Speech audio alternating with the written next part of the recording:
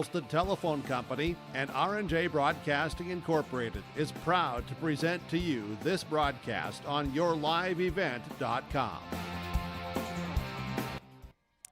And a pleasant good Friday evening here from Hope, North Dakota. It's the final 2 weeks of the regular season are upon us here in North Dakota 9-man football as the Maple River Raiders host the Warbirds of Wyndmere Lidgerwood. And this is our pregame show here tonight, brought to you in part by Irie Insurance. I'm Chase Miller alongside Joey Hughes and sideline color commentator Nathan Hoots. And again, welcome to our pregame show brought to you in part by Irie Insurance. Wyndmere Lidgerwood coming off their highest single game point total of the season following a 52-20 win over Griggs Dakota last week. Senior running back John Dexter has scored 13 touchdowns from the running back spot this season for the Warbirds. While for the Maple River Raiders, they're looking to get back in the win column after a 52-0 loss at second-ranked Lemoore-Litchfield Marion last week. The Raiders will also honor their 6 seniors at halftime on senior night, and it's Military Appreciation Night. Preston Dowes leads the Raiders with 709 yards rushing and 7 touchdowns on the season. Hoots join us here on the football field. Both teams have been officially eliminated from playoff contention here, Hoots, but still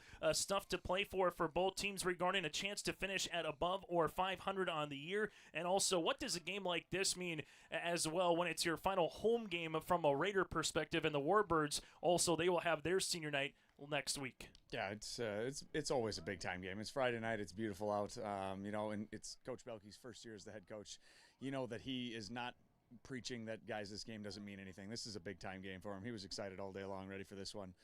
To be able to just stack as many wins as you possibly can, even if you're eliminated, is a really important thing for our program moving forward. They got 6 seniors on the roster, but a lot of young guys that contribute a ton to this team, and it'd be nice for them to see some positive momentum going into the offseason. Traditionally, Wyndmere Lidgerwood can throw a lot of offensive sets and looks at a defense. They're 2-0 all-time against the Raiders with this co-op with the Hope Page and Maple Valley School District Hoots. So what, from a defensive point of view, do you have to gear up for against a Scott Stringy team here from the Warbirds? Yeah, you almost have to simplify things a ton with how different he can be. He's very multiple. He can go, double tight end, and then the next play is in spread, and he's able to drop so many different things that you have to simplify your concepts all week long in order to. Otherwise, their heads are just going to be spinning. Try to simplify things. Just tell them to play fast, play hard, and tackle well. Sometimes in sports, you'll hear coaches say, don't let a game beat you twice, and sometimes when you play a physical opponent like the second-ranked team and a team that made the Dakota Bowl last year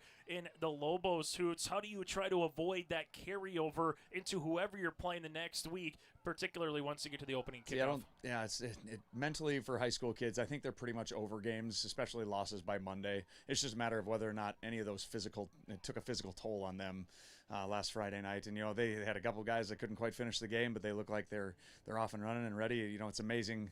Teenage bodies can heal really, really fast from bumps and bruises, and a full week is exactly what they needed, and they should be ready to roll tonight. Final thing, senior night, Military Appreciation Night, but let's talk about the senior night first. Again, the Warbirds will have it next week while Maple River has it here this evening honoring 6 seniors. How do you keep your emotions in check from a coaching staff to the 6 seniors, knowing that this is the last time you're playing on this field with this group of guys from the regular season perspective here? Yeah, and like I said, it's Coach Belkey's first year, but it's not his first year with the program. So he's gotten to know these seniors quite a bit over the last 3 years, and it's going to be something that you got to process those emotions quickly and tell them, hey, no matter what happens tonight, one play at a time, focus on that. Do not focus on what's going to happen when the final whistle blows.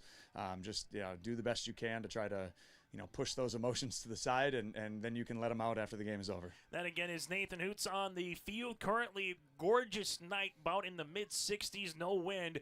We'll talk to Hoots about the bug report a little bit later on here this evening. Still to come on our pregame show, brought to you in part by Irie Insurance. We'll get to our starting lineups, latest 9-man football polls, that and more. But when we return, we'll hear from the coaches of Coach Belkey from the Raiders and Coach Stringy here for the Warbirds. It's the Warbirds and the Raiders as they match up for Friday Night Lights here in 9-man football in Hope on yourliveevent.com. Buying and selling heavy equipment at purplewave.com saves time and money. We handle all of the details, including pictures, videos, marketing, titles, and payments. It was almost immediately over the top with the customer service. I've just never ever experienced that before with any other auction service. They're constantly working for me as the seller, and I really like that. Purple Wave Auction is straight, simple, sold. For trusted news, weather, and sports from your community, look to R&J Broadcasting Incorporated, KRJB, KRJM, and KKCQ Radio, and rjbroadcasting.com. Hear local voices from local radio with news and information from the area. Your information stations, KRJB, KRJM, and KKCQ Radio, and rjbroadcasting.com. Local voices from local radio. If you have concern or questions about the mental health of yourself or a loved one, Trail District Health Unit's Credible Mind platform offers convenient and confidential resources to help inform you about mental well-being. Credible Mind offers 21 different assessments to guide you in your mental health journey, from sleep quality and burnout to anxiety and depression. To get started today and learn about your mental, emotional, physical, and spiritual health, visit traildistricthealthunit.crediblemmind.com. Stay up to date all year long with your live event from our social platforms with X, Facebook, and YouTube. From the latest coaches show to watch game broadcasts back on demand from earlier in the season. Search your live event on YouTube and hit subscribe. Outside the three-point arc. Pick and pop here with Spaeth into the left side corner. Three, good. For the complete and most up-to-date schedule throughout the year, head to our website at yourliveevent.com. Join us here now, part of our coaches conversation from Wyndmere Lidgerwood. He's the head coach. That is Scott Stringy. This interview brought to you in part by Dakota Heritage Bank. And Scott, let's just kind of recap last week here as you get ready for the Raiders. A nice win against Griggs Dakota, 52-20. Just number one, what'd you see from your team in that particular game? And number two, what do you hope to carry over here against the Raiders this evening? Well, it was the best overall game we played all season. It's nice. We're starting to get things figured out a little later than we had hoped, but we played well on all phases. They played well too. It was a unique game. Something I hadn't seen. We kicked off and they scored on a kickoff, and then we scored on the returning kickoff that they sent our way, and then they got an onside and we got an onside kick. We were able to I don't know if you call it block a punt, but we were able to tackle the punter deep in their territory. That early in the first half would really set the tone for us. First series of the game for us, we got them. We got the ball, forced a fourth down in our territory, and then we drove it all the way down deep into their territory, and they stopped us on fourth down, and then we got a pick and scored right away. And we were ahead. I think it was 20-6 at half, and we just kind of rolled most of the game. You know, they're a good team, scrappy team. Most regions they would be, you know, your 4 or 5 seed. They got some really good skilled kids, some nice linemen, and they do a good job. So we knew it was a challenge. It was our best quality win for the season for sure. As you move forward here against Maple River, when you kind of just look at the Raiders here this season here, Scott, what's just going to be a challenge, or what's going to be a matchup here that you're looking at from a Warbirds perspective here later tonight in Hope? Well, they're very scrappy. They're physical. They get the line of scrimmage. They do a nice job causing problems. Tackling, I think their tackling is a strong point of emphasis for their team. They are, they got a young coach who's figuring things out on the offensive side, and he's figuring out where his athletes can attack you at, the best places. So he's getting better, and the team is getting better. We expect a very tough battle tonight. We know that when you play up at Hope, that's always a challenge. It's a good atmosphere. You got the cannons firing, and you hope to keep them not firing, and if they do fire, they're firing for us by the end of the game. As you take a look at your club here, Scott, some years, you're fortunate to maybe have 10 seniors. Other years, you just have a handful. And this year is kind of more so the latter. So some younger guys that are, maybe freshmen, sophomores, juniors, maybe getting that first taste of what varsity start is on a Friday night. So just kind of how have you seen the younger kids kind of mold into where you are now? And as you kind of alluded to, hope to carry over a really good game to this evening, and also at least one more game here to end the regular season.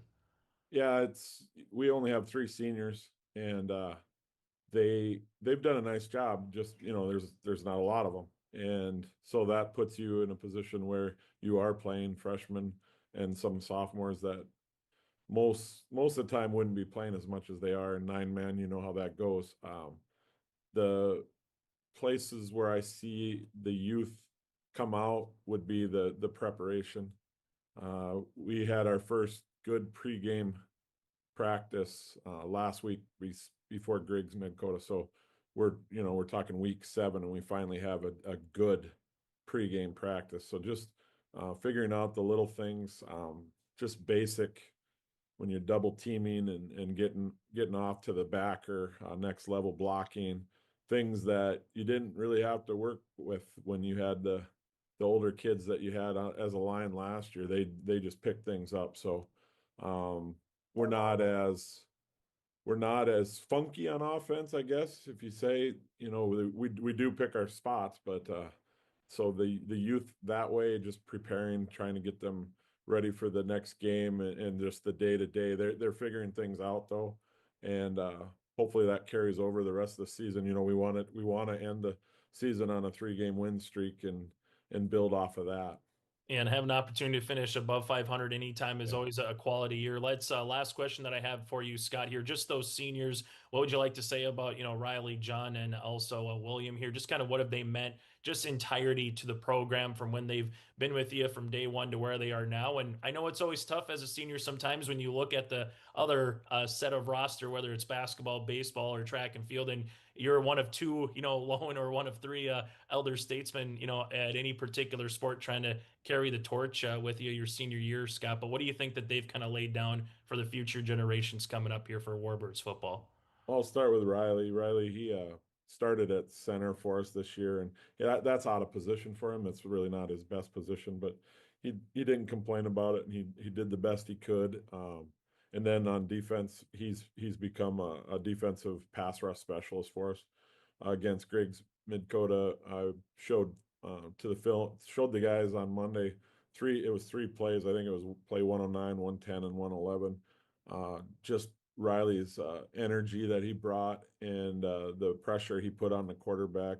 And he's not the biggest guy, but he did a great job. And then the last 3-4 weeks of practice, him just giving us great looks on. He would play scout team sometimes and just make a mess. So he's earned that right, like they say in the NFL, to get to rush the quarterback. And I've been very impressed with his way he's finishing his senior year. We got Willie Gutzmer, who he started the season week 3, and he has really improved his speed, his catching. He's probably our best perimeter blocker. His tackling has improved a bunch. You can tell, not having him against Hatton was a big loss for us, and just having him in the game, he's one of those guys that can swing and play a lot of different positions. And then John Dexter, you've probably heard of him. I think he had 7 returns for touchdowns last year. He's got 1 this year, and he's our leading touchdown scorer this year. And he's a great athlete, gifted in the track and field too, as you may know. And he's just a difference maker. He's someone that the other team has to know where he's at all times. And he's young to the game. He didn't really start football, I don't think, till his sophomore year, and he has improved so much from when he started. And it's we just want to send these seniors out on top. Hey, Scott, as always, thank you so much for your time, and best of luck here this evening against the Raiders. Thanks for your coverage, Chase. That again, Scott Stringy, head coach for Wyndmere Lidgerwood. Will continue with more on the pregame here in Hope. Cywick Lumber and Hardware Hillsboro is completing post-frame buildings 80 by 80, 80 by 160, even 80 by 200. Need an addition or shop reskin? Cywick Lumber and Hardware has all materials. They'll complete to your customized building requests. Bifold doors, hydro doors for farm buildings, and metal sail steel for durable construction. Whether it's new, an addition, or a repair, every building project can be done with Cywick Lumber and Hardware Hillsboro. All materials, all in one place. Visit or call Cywick Lumber and Hardware Hillsboro.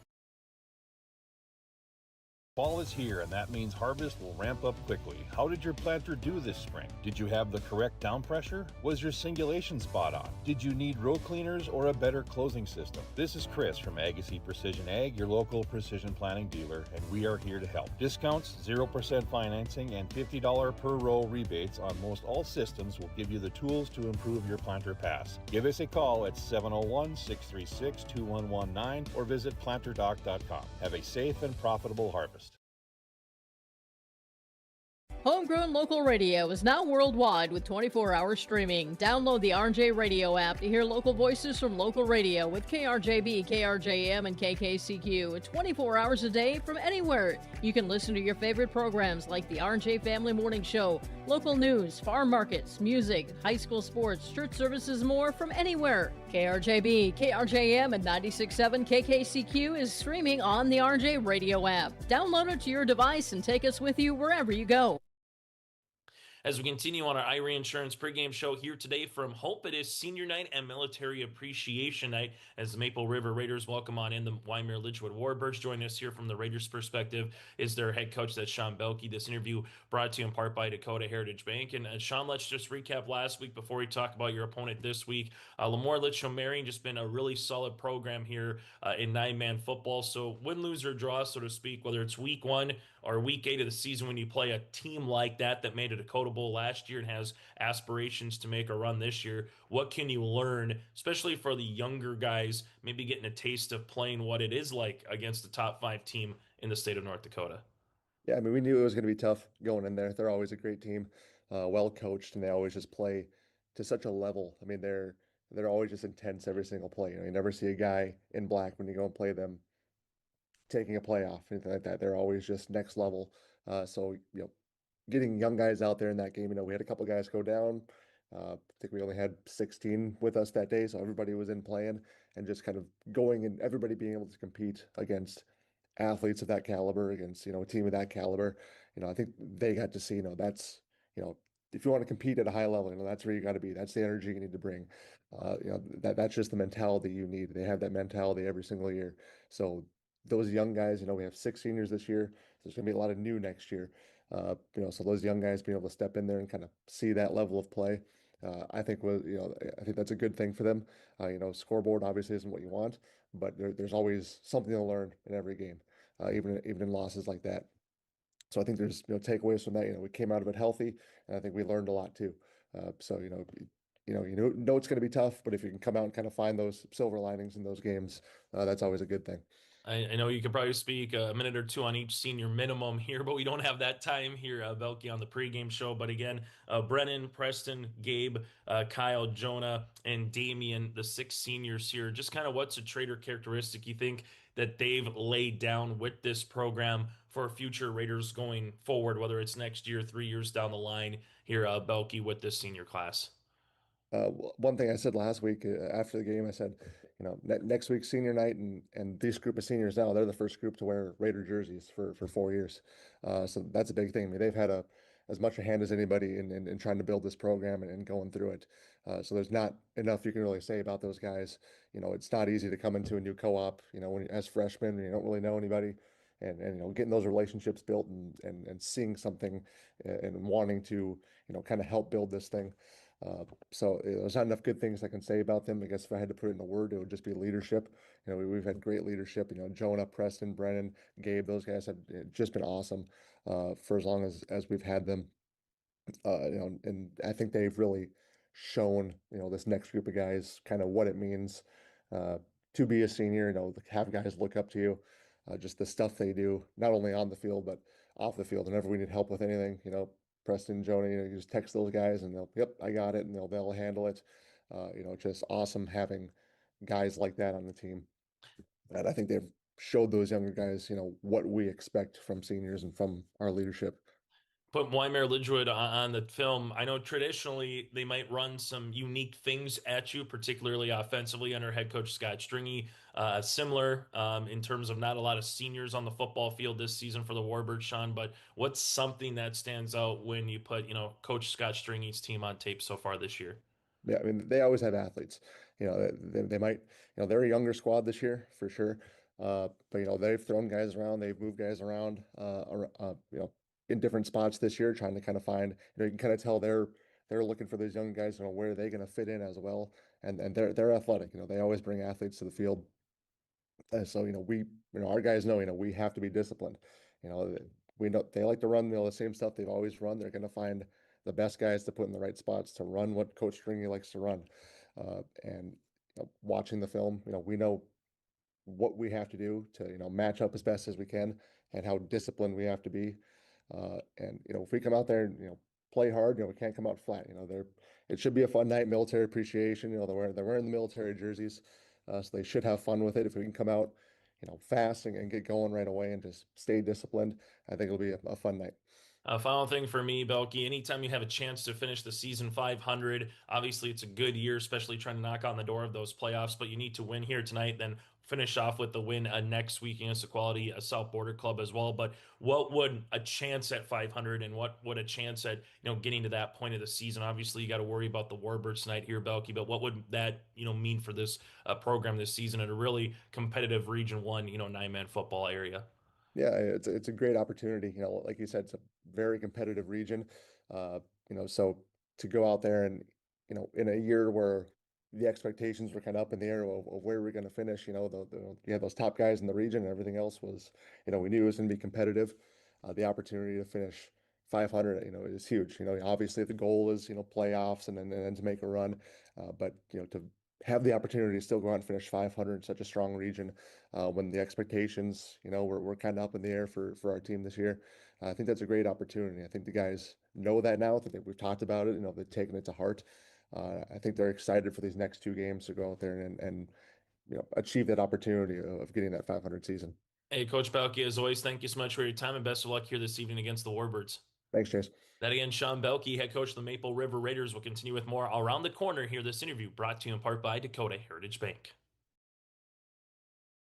At Bank North, we strive to enrich the lives of everyone we serve. One transaction, one relationship, and one community at a time. We do it by supporting kids and schools, pitching in to help neighbors in need, partnering with rural businesses, and providing all the traditional and modern banking products and personalized lending services you expect from a reliable financial partner. Bank North, always true. High school football here this evening on YourLiveEvent.com. Chase Miller alongside Joey Hughes, Nathan Hoots on the sidelines with us here. Hoots, let's take it in terms of a field perspective. Sometimes we come here and hope and talk about the wind, talk about the particular weather, but tonight, not going to have to worry too much about the wind. We're starting to see a little bit of that haze from the fields with harvest make its way through here this evening. As the evening goes, going to be into the upper 50s to low 50s by the time we get to the end of this broadcast. But what are the field conditions down there here in Hope on final night in the home regular season game that is here this evening? Yeah, we kind of got a corn harvest haze filling the air now. It just came within the last 5 minutes or so. Yeah, it's beautiful down here on the field, except for the chilly air and the bugs, but hopefully I can take one, but not in both. The chilly air should take care of the bugs here soon, but it's beanie season, so I'm happy. Out-of-town scoreboard here, the only top 5 matchup in the state of North Dakota tonight. You have Divide County at number 4, Alexander, and then from there you have Lemoore Litchfield Marion at Richland in region play. South Border at Griggs Dakota. Hatton Northwood visiting Enderlin, and Hankinson has the night off here with an idle. So top 4 teams are making their way to the postseason, and that again will be Hankinson, Lemoore Litchfield Marion. You have South Border and Hatton Northwood in no particular order, but those 4 teams who says separate themselves from the pack here and take a look at who Maple River has. They have South Border next and Wyndmere Lidgerwood. If they can win out, they would improve to 5-4 on the season with wins here tonight. And then Richland, and while Maple River looking to finish the season 4-4. We said it a little bit on the pregame, but as a first-year head coach, taking over for Larry Fontaine in a program that's been right around 400, making the playoffs for the Raiders, just what can you do moving forward if you can build a win here tonight against a quality opponent from the Raider perspective? Yeah, I think it's, building with those young kids. They started to find, I know they didn't get in the end zone last week, they started to find something with a little rollout passing game with McCoy Bierke, he has improved leaps and bounds throughout the year. So I think it's development of some of those younger guys to have something to definitely improve upon and move forward with momentum. On the opposite side for the Warbirds, this is a team that's been consistent. 19 of the last 23 years, they've made the postseason. So to say Wyndmere Lidgerwood will not be in the 9-man playoffs, that just doesn't sound right to those fans across the state of North Dakota. But this is a team, again, just 3 seniors, and they feel like they're humming. And Scott Stringy said in our pregame, they felt like last week was their best brand of football in their win against Griggs Dakota. That does it for our pregame conversation here today, brought to you in part by Irie Insurance. Get the insurance protection you want with the customer service that you deserve at Irie Insurance. They cover it all from home, auto, crop, commercial, and benefits insurance. Go to irieins.com to get a free quote. Start today. When we come back, starting lineups and the opening kick here in Hope. Growers, prepare your fields and yields against the wet conditions for 2025 and beyond with a drain tile project from Chad's Excavating out of Mayville. Drain tiling will improve and increase your yields and land values for years to come. Chad's Excavating provides free, detailed estimates, and with over 40 years of combined success, they provide professional installation and service. Call Chad today to prepare for your future and any questions that you might have. That's Chad's Excavating out of Mayville, helping farmers grow. In Hope, North Dakota, we aren't just a town, we're a community, one that you can be proud of, where you and your family can grow. With available jobs, affordable housing, a golf course and pool, the Sportsman Club, and great educational opportunities. There hasn't been a better time to join the Hope community, ideally located between Fargo, Grand Forks, and Jamestown. For more information, go to www.hopend.com. Live, work, and play in Hope, North Dakota. Dakota Heritage Bank, serving you with locations across North Dakota and northwestern Minnesota, has a strong background in ag and business lending, but they can also help with any auto, recreational, personal, or home loans, including home equity lines of credit. Dakota Heritage Bank is a family-owned community bank where decisions are made locally. Our friendly staff greets you with a smile, takes the time to get to know you, and can help you with your banking needs. Visit us online. Dakota Heritage Bank, Equal Housing Lender, member FDIC.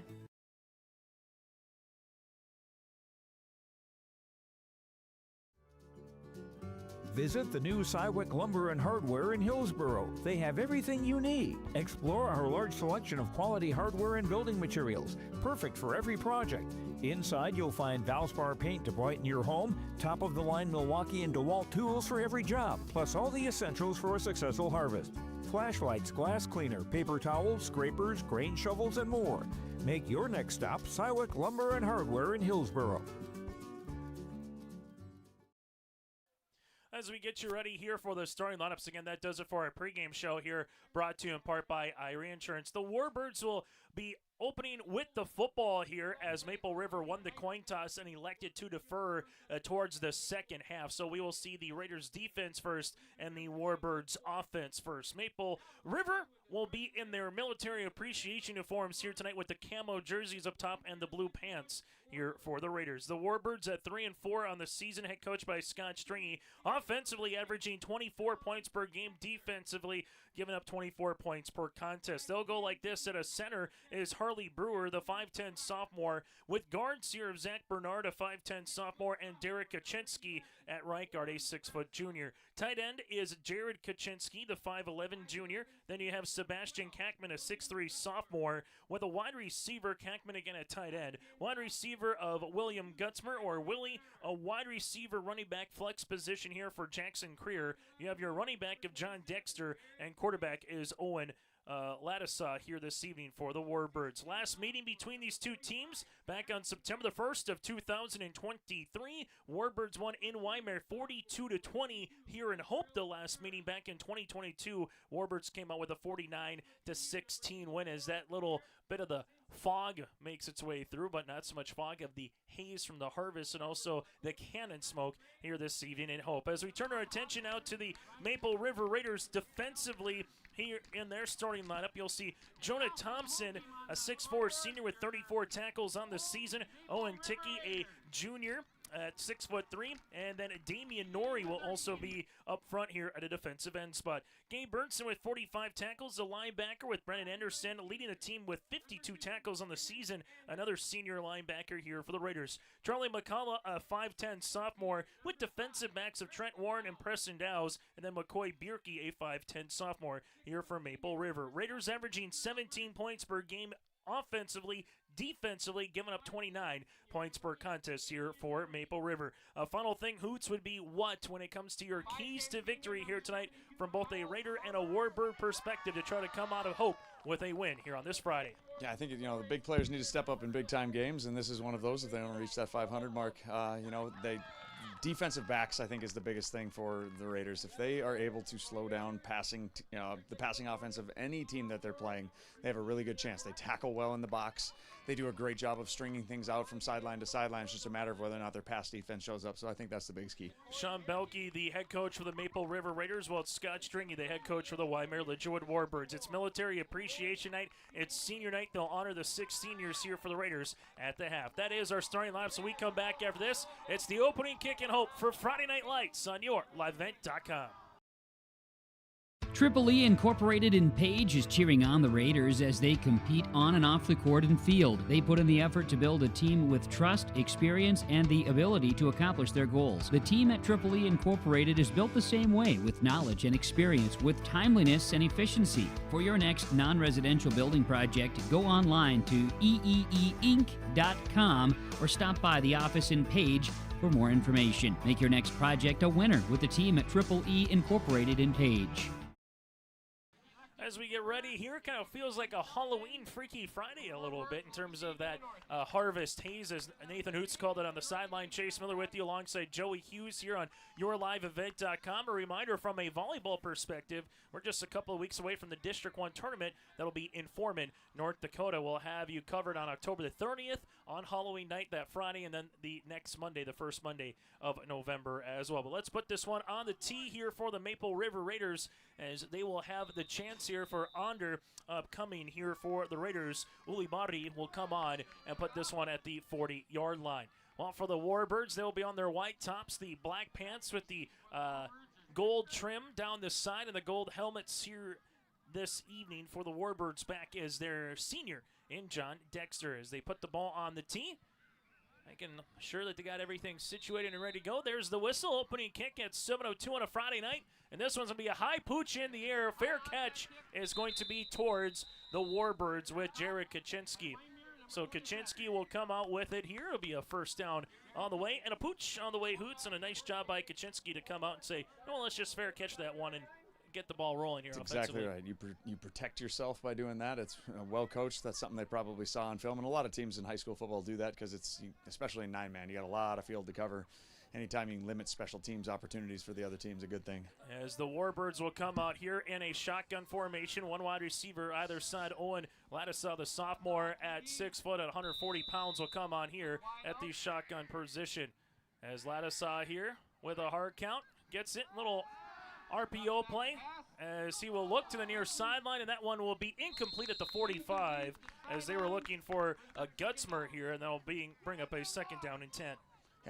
Yeah, we were talking field conditions in the very first route of the game run by the Warbirds. They had a guy run a little whip route over here. He had separation and then wiped out on his takeoff. So, it could be something that we might want to monitor. I got the golf shoes that are down here that are staying dry, but it's a little damp. As we see it now here, one wide receiver either side again here for the sophomore in Lattisaw.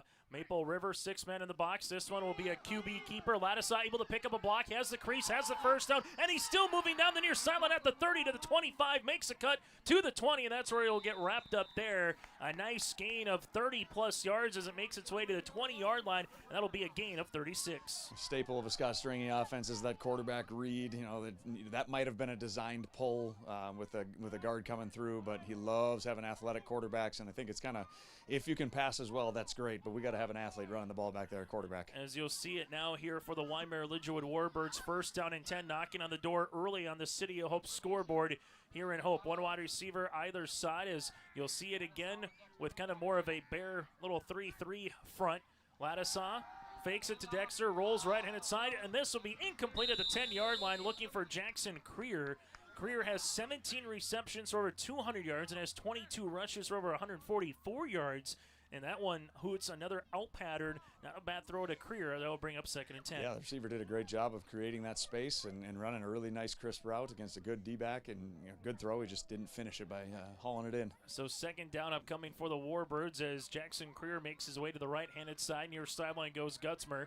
As the Warbirds been consistent so far in this offensive shotgun formation with Dexter, the 6'2 senior, lining up to the left-handed side. This will be back to Ladisaw. Ladisaw able to shake and bake a little bit. Here comes the flag as Ladisaw makes his way close to the line to gain, but where the flag comes could be potentially a holding penalty, and we'll get our first chance to hear from John Osborne here, the white hat, and this will be a holding on the Warbirds.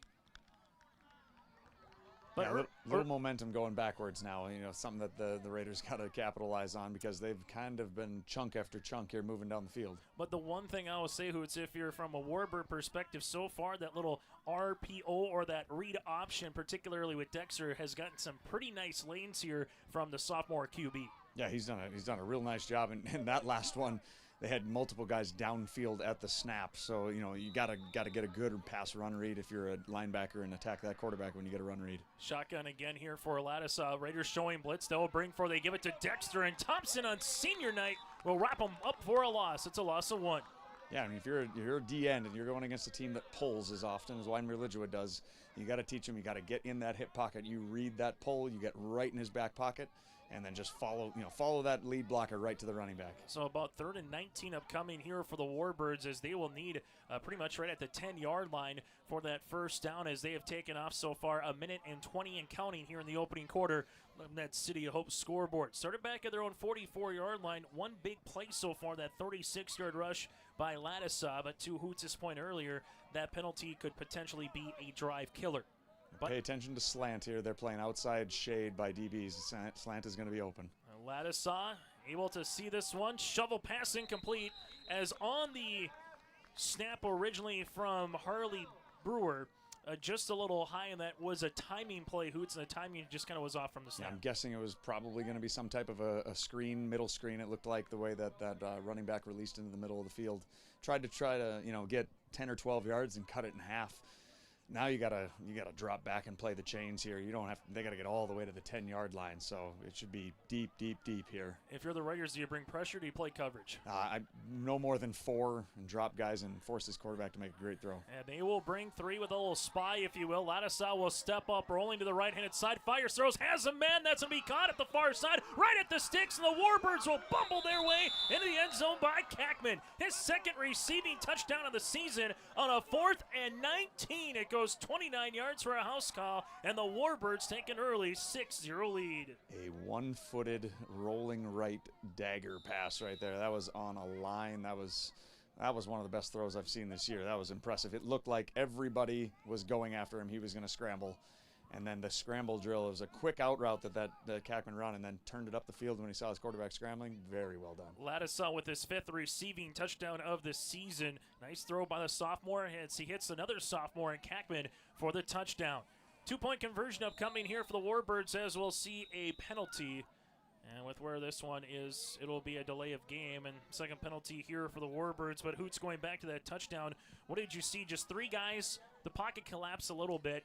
But really good job, I thought, by Owen keeping his head up looking for a receiver because sometimes it's easy to tuck and run in those situations, even though you need 19. Once he saw the tight end Kackman open, he threw a bullet to him as well. Yeah, that's situational awareness from a sophomore is impressive. He knew that he was probably going to be able to get 10 or 12 yards before he got contacted, but 19 was probably going to be unlikely. He needed to take a chance and executed. 2-point conversion now, 5 yards behind where it originally was. Ladisaw looking. They're looking for the slant now. A little zig route as that's going to be caught for a 2-point. So Gutzmer came inside for the slant, came back outside towards the goal line, and the 2-point conversion is good. New score on the City Hope scoreboard. Warbirds 8. Raiders will get the ball for the first time when we return. At Enbridge, we're focused on relationships. 23 Canadian First Nation and Métis communities now own an equity stake in Enbridge Athabasca Pipelines. In Minnesota, Enbridge has spent $450 million and counting with Native-owned companies and in wages to tribal members working on Line 3. Every day brings new collaborations, partnerships, and possibilities. Learn more at Enbridge.com. Catch all the action of the fall postseason for Minnesota and North Dakota high school football and volleyball on yourliveevent.com. Going down the field, it's picked off here from Kindred. Tanning Johnson to the 30, to the 25. Johnson, could he go? Yes, sir! A 45-yard pick six for Takes it up, played high in the air by Horkin. Here's risky left side off of a touch. Kept alive Thornton. Now played high. Angle, Severson, smash! Count, good! Check out the postseason schedule on yourliveevent.com. Gutzmer will put the ball on the tee here for the Warbirds at the 40-yard line as that last drive, 6 plays and a couple of chunk plays of 36 and 29 yards to get them in the end zone. For the Raiders here, they will retrieve it at the 12. To the near side goes Warren. Warren looking for a lane, gets caught at the 31, and he's wrapped up on the play there as the Warbirds will come up with Xavier Mauk, the freshman, in on the tackle, but Maple River will have the ball first down and 10 at the 32. Excellent kick, even better coverage. When the first guy can make the tackle on anything special teams in 9-man, you know you got probably going to end up pinning them pretty deep. As first down upcoming here for the Raiders, averaging 17 points per game. The Warbirds defense giving up 24 points per contest. Quarterback is McCoy Bierke. You have tailback of Preston Dowes with also in the backfield Brennan Anderson with 4 rushing touchdowns. Charlie McCullough, a sophomore as well. Center of Kyle Palmer, guards of Ticky and Burnson, and tight end of Ian Lark and Jonah Thompson here tonight for the Raiders. We'll get to the Warbirds defense after this play as Warbirds showing some pressure. This will be a handoff, a dive play by Anderson. Makes his way to about the 36 to the 37-yard line, and that'll be a gain of nearly 4 to 5 yards. Get a load of this defense. Was that like a 5-3 or a 4-4? Everybody within 4 yards of the line of scrimmage? I think that is a we dare you to throw the football and not run it against this 8-man box. So you're going to see a second down upcoming here for the Maple River Raiders with twins to the left, one in the near sideline. And now make it twins both left and right. Yeah, no free safety over the top. Fontaine would like this. Man pressure defense looks like here, and that's what it will be. They will pitch it near side. Warren will make the catch at the 40. Good tackle to push him out of bounds on the near side by Lattisaw. But that will be a gain of 4, maybe 5 yards, and they'll mark him at the 41, so make it a gain of 5. And we talked briefly about it during the pregame that, you know, the improvement of Bierke's passing game has been just phenomenal this year. He misses that guy by 3 yards in the first game of the year. No doubt about it. It goes in the dirt or it goes and hits somebody in the front row of the bleachers over here. And now he is extremely confident, able to make that 3-step drop, hit the guy right in the hands, give yourself a 3rd and 1. The type of development you'd like to see from any underclassman makes it 3rd down and manageable to Hoots' point. A little stack. Here's a fullback dive by Anderson. 3-4 yards and a cloud at us. They will take it. It's a first down. Part of the tackling party was Jackson Creer alongside with Jared Kaczynski. It's a first down for Maple River. That might be the first 3-play segment where Preston Dowes has not touched the ball in the backfield. So I'd like to see him spread it around a little bit. It makes him a little more difficult to scout. It's not just, hey, where's 5? Go tackle 5. As you see defensive tackles of Kackman and Kaczynski, that's Derek. You have Segura and Zach Bernard at defensive end. Linebackers of Creer, Jared Kaczynski, and Gutzmer with defensive backs of Dexter and Lattisaw here for the Warbirds. Tripp still left-handed side, first down and 10. Looking for the bubble. This one goes to the outside of Dowes, who makes the catch. Dowes makes a cutback, makes a man miss the 40. Look at Preston go to the 35. It's a first down for Maple River. Yeah, it's just that's the version of the sweep that we haven't seen this year. Just get it out on the edge, get it to your playmaker, rely on one guy to make a block. Whoever the inside receiver was here, he pancaked his guy. So kudos to whoever that was, and that's how you spring a big play in 9-man football. Is you get it out in space, and you make one good block, make one guy miss, and then you got a first down. First down and 10 upcoming here for the Raiders as they will handle it on the City of Hope scoreboard. It'll be a 1st and 10, and right to Hoots' conversion in terms of player. Where was Dowles? Well, he'll get the ball on back-to-back plays, but this time, nice play on the interior by Sebastian Kackman. Be a tackle for loss, his 8th of the season, and it's 2nd and 11. That boy is not built like a sophomore. He is he's a big fella out here, and he's wrecking havoc on both sides of the ball thus far. As you'll see, a second down upcoming here for the Maple River Raiders. 2nd and 11. This 3-4 weeks ago is just to dive and play for 4 downs. But I think we talked about it's become a more diverse offense in the last couple of weeks. Gives them a lot of options here. And, Preston's not even in the backfield right here, but look for jet sweep possibly. As we'll see it here, Bierke pitching it out. This will come to the near side to Anderson, looking for that lead block. Anderson gets the 35 and pushed out of bounds on that play, as this one will make its way close to around the 30-yard line on the pitch. So it'll be a gain of 6 yards there to Anderson. For the last couple of years, any time that T. Selling would touch the ball and it would be that bobsled with multiple guys out in front of him, that was probably my favorite play in the playbook.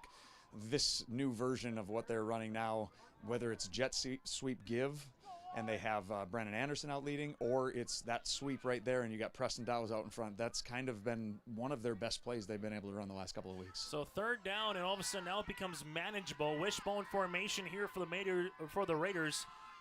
As this will be a handoff, that'll go to Dowes. Has the first down and some. Dowes nearly took that one potentially to the house if it wasn't for the open field tackle by Dexter. As this looks to be a first down, but do we have a flag on the play, Hoots? Yeah, I think it might be on the your sideline.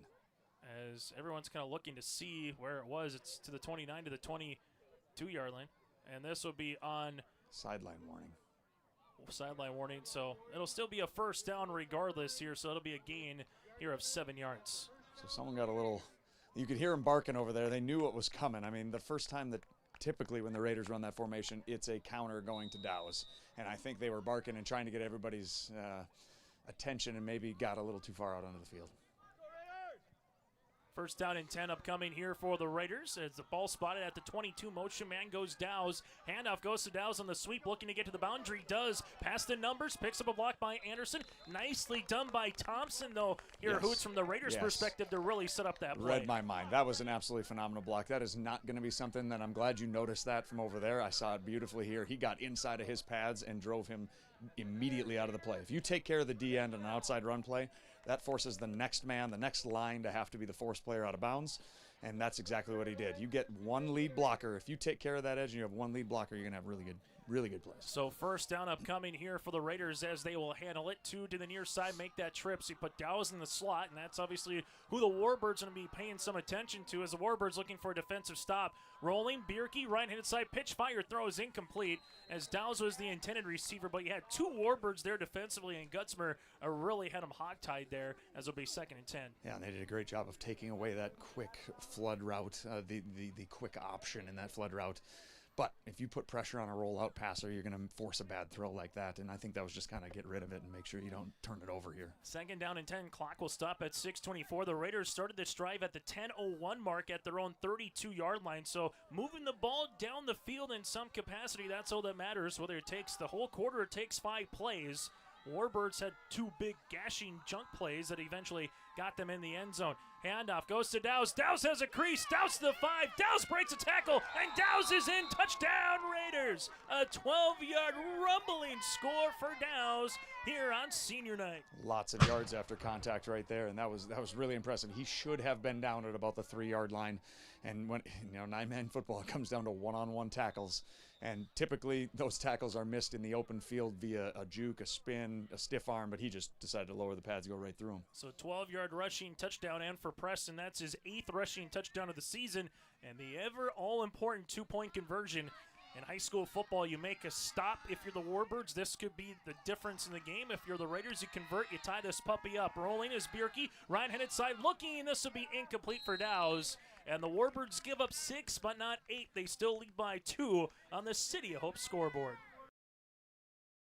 Hometown Community Bank serves both the Hope Page and Maple Valley School Districts in Page and Fingal, North Dakota. If you're interested in an ag loan, real estate, consumer, commercial, or HELOC, give Dwight a call at either branch location. Reach out to Janine about investing in a certificate of deposit or save by opening a money market account. Proudly supporting the Maple River Raiders and wishing the athletes and coaches a successful year. Hometown Community Bank is an equal housing lender and member of the FDIC. Farmers, are you expanding, upgrading, or want to automate? Visit with the experienced staff at Hope Electric to learn about the latest electrical systems and the newest technologies that they have developed to make your operation more efficient. Get a custom system in place with features like iPad truck loading and remote view grain storage, touchscreen controls, hazard monitoring systems, and wireless cellular cameras to protect your assets. Hope Electric, serving the agricultural and commercial industry since 1978. Visit hopeelectric.com or call 701-945-2460. For the Maple River Raiders, a nice drive that takes 3 minutes and 44 seconds off the clock, a 68-yard drive. And for Maple River, he had 3, 6, 10 plays, Hoots, and a really big play where a couple of rushes by Dow's, but also the 21-yard, a little bubble, if you want to call it, to Dow's as well. Yeah, and I think 3rd and 4 was the most stressful play they had on that possession, so really nice possession. And the Warbirds will catch the pooch again by Ulibari here, and that'll be a really good starting field position again for the Warbirds with Gutzmer. Second possession here for Wyndmere Lidgerwood. Their first drive went 56 yards, and this one will start here at the 39-yard line. I think the Raiders saw on film the special teams prowess of the Warbirds from last week, and they're just, here, you want the ball at the 40, you can have it. We're not going to take any chances. As Wyndmere Lidgerwood with the football, second time here, where will they go offensively? They'll run a bunch to the near sideline with Creer and Gutzmer as Ladisaw here in the shotgun formation. Ladisaw will hand this one off to Dexter. Dexter has a crease. Anderson trying to bring him down by the left ankle and does, but not before. And we've seen this by Brewer, Bernard, and Kaczynski opening up some holes for the guys up front here, who it says Dexter gets 6 yards. Lots of yards before contact right there. And that's if that's going to be a theme, this scoreboard is going to be lit up tonight, and they need to do a better job of making contact at least near the line of scrimmage, or it could be a long night. The Warbirds, you go back through the 2017 nine-man state champs, 2010 over Wells County. That was the last game for Wells County before they co-opted with Harvey, as the Warbirds won that in 2010 as well. They fake the screen across the far sideline, come back with a tight end screen to Kackman, and Kackman gets wrapped up into Raider territory, but it's a first down. A lot of eye candy on the play that goes for 8 yards. That was cool, and Strangy's probably going, geez, we practiced that 15 times this week. It looked beautiful every single time, and then we come out and we only get 10 yards on it. Come on now. But yeah, that was really cool play design. You try to get a team's playing some type of man coverage, and you swing that backer out to go with the running back. You're just clearing space underneath for that tight end underneath. First down and 10 for the Warbirds. They'll take it, and now they will come up to what we said earlier. They will throw some different formations at you as they'll go twins left, twins right, open backfield with Ladisaw. 3 will block. Ladisaw at the 40-yard line, steps up to the 50, throws to the near side. Oh, and a toe tap here by Kackman. Kackman at the 25, and Kackman has been the story of this game for his 3rd catch, and it's another first down, and that goes for 26 yards. And if you're watching on this stream right now, you're probably thinking, how was he not cross the line of scrimmage? How far did he climb the pocket before he threw that? But when you're already 5 yards deep and then you take a 5-yard or a 5-step drop, you have a lot of room to scramble and then make a play before you cross the line of scrimmage. As we'll see it here for a first down and 10 for the Warbirds, as they will handle it. 3 wide receivers left, 3 right, 1 to the left-hand side. Ladisaw with the motion man. Dexter goes into the boundary. They will pitch it to Dexter to the 25-20. Dexter with the lane out in front of him at the 10, and it'll be a first down. Hootsy had a good view of it. Was that more of a pass or a rush here, as it was pretty close to that, is it a lateral or not? Yeah, good thing he put some steam on that one, because if it would have not been caught, it probably would have spun straight out of bounds. Yeah, that was very, very close. I'm guessing the design is to throw it forward, because he didn't give any look like it was going to be a double pass, so he probably liked that a little more toward the line of scrimmage, so it's not any question. Regardless, it's a gain of 11, a first and goal here for the Warbirds at the 9. Motion man again goes Dexter. They fake it to him. Ladisaw sees everybody in front of him. He goes Olay, then he takes a stick right at the line of the goal line, but it's a first down. Again, the eye candy here. You fake it to the right. You allow the pressure to come through, and like a bullfighter, you just say Olay and go 9 yards for a score as Ladisaw with a rushing touchdown. I wish I would have made the point one play earlier. I was going to say the next thing they're likely to do is motion that guy out, bring the backer with him, and then run quarterback, power or draw, and that was the draw. They just pumped that swing pass that they threw earlier and just identified that they were going to have a numbers advantage. So a 9-yard rushing touchdown here for the Warbirds as they will come out for the 2-point conversion. This will be caught in the end zone, and, well, guess who? Mr. Keckman with the 2-point conversion, and the Warbirds now have extended their score at 16-6 on the City of Hope scoreboard. Hope Page Public Schools are committed to the development of all students by providing a high-quality education that is reflective of the strong values in our communities. The staff at Hope Page Public Schools work each day to enable and inspire students to achieve academic excellence and make positive contributions to our world. Learn more about Hope Page Public Schools by visiting hopepage.k12.nd.us. We are Hope Page, and we will change the world.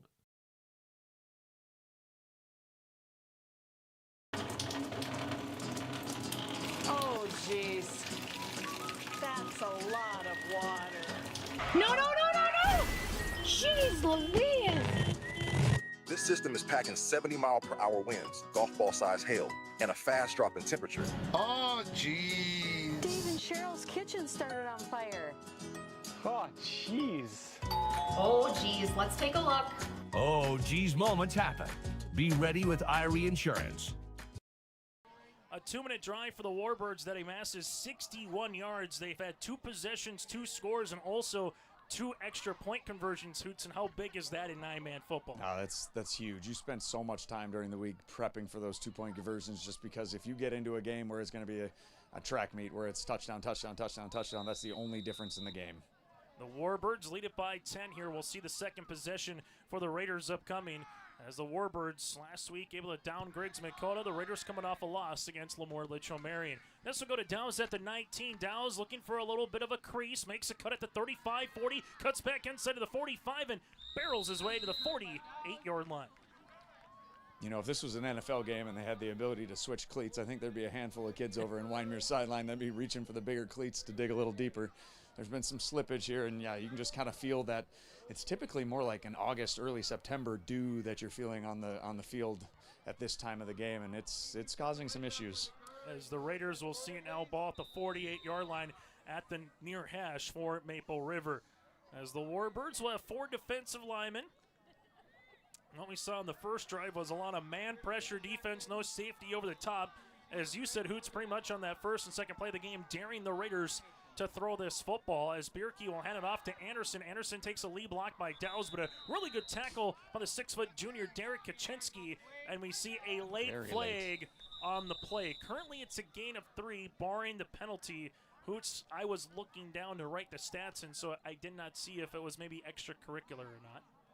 There must have been some type of hands to the face, maybe. That was a couple of weeks ago we were talking about how the official threw the flag about 35 yards. This guy threw it about 35 inches. So I don't know how far, or it couldn't have been terribly. It must have happened right in front of him. But the motion he's making is some type of contact with the helmet. And that's what I was just going to say. Maybe a helmet to helmet or something illegal, hands to the face here. Currently it's gain of 3. Personal foul, they'll say a late hit here. So Anderson get the 3 yards, then you add on to that particular run so far. So currently in this game, 4 carries for 16 yards, and for the Warbirds, that's going to be their 3rd penalty of the game, now for 30 yards. A little nervous there for Wyndmere, that the possibility that when you make contact with the head that there's some type of targeting, but thankfully it wasn't targeting. And a first quarter that's gone nearly a half hour here tonight on YourLiveEvent.com. Still 3:45 left to play here in Hope, North Dakota. And quarter number 1 as the Raiders looking to match the Warbirds with another touchdown. 2 wide receivers left and right. Steps up, fires, throws, looking for Burnson with the stretch. Did he hold it in? Yes, sir! How do you do? Gabe Burnson, they put the guard in the tight end spot. They flew him up the seam, Hoots, and that might be the best catch we've seen in Hope all year. Yeah, that's the senior night special right there. You give a guy an opportunity to make a play that hasn't touched the ball all season long. And I was so disappointed when I saw the ball in the air, because it's like that might be the one time he gets to run a route and he gets overthrown. But never underestimate the speed of the left guard. First down and 10. What a play by the 6-foot senior Gabe Burnson, and puts the Raiders knocking on the door. Pitch near side. Here goes Dowse. Dowse looking for a little crease, makes a man miss, and then gets wrapped up by Lattisaw around the 5-yard line. Nice pitch play of 7 yards, brings up 2nd and 3. If I were a betting man, I would have definitely bet on Stringy to have the first trick play of the game. But Belke brought out all the stops. You know, last week he was saying he was going to have to kind of kitchen sink it against Lemoore, and I'm guessing you work on it all week long, and it just, you know, the kids get used to it, and you can just bring it out for the next game as well, especially if they didn't run it last week. What a play again on that particular one by Burnson, right? All of a sudden you know you're going to get man coverage, so if you can put the ball in the area for a receiver, good things could happen offensively. Unless the Warbirds get an interception or some another. This one's on the turf as Dows make that Anderson on the fullback. This will be at about the 4-yard line, and fortunate for the Raiders, they got that ball back after the exchange. So the exchange was muffed there a bit. I had a massive humanity between me and the ball. It's 5 carries for 15 yards. It just didn't look good off that handoff. And again, sometimes how that ball bounces. Fortunate there for the Raiders. Well, for the Warbirds, you know what? You make one play here, you make a stick, it's 4th down, and try to get off the field. I tell you what, if this were the Eagles game last night, I could guarantee what play is about to happen. Push for 1,000, please. Double jeopardy. Terrible if it was, football. again, the Eagles game. Yes, correct. I think I asked you before, is that legal in high school football? It is not. You cannot legal. aid the Okay. runner. You can't push him. You can't pull him.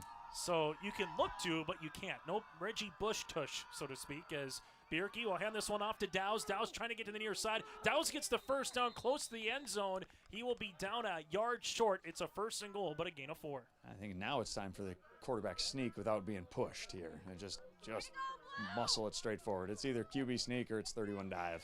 And the way the scheme is going, you've seen more of the bigger playmaking. Not that we haven't seen it from the Raiders, but more of those chunk plays, Hoots, from Wyndmere, Lidgerwood, and Maple River. Kind of more of those 3-5 yards. We'll just keep the chains, right? Yeah, time of possession's been owned by Maple River, I would guess, thus far. So, and that's exactly what you got to do in this type of game.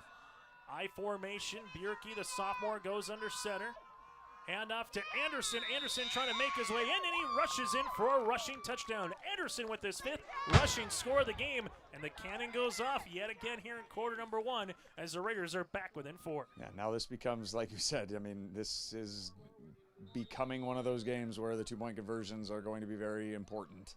And, you know, if you don't get this one and then Wyndmere goes and gets the next one, now you're chasing an entire touchdown, and that becomes a problem. So you'll see the 2-point conversion upcoming. So far, 28 points combined in the opening 10 minutes and 53 seconds of Look at this one. Little Wildcat. Quarterbacks line up at wing.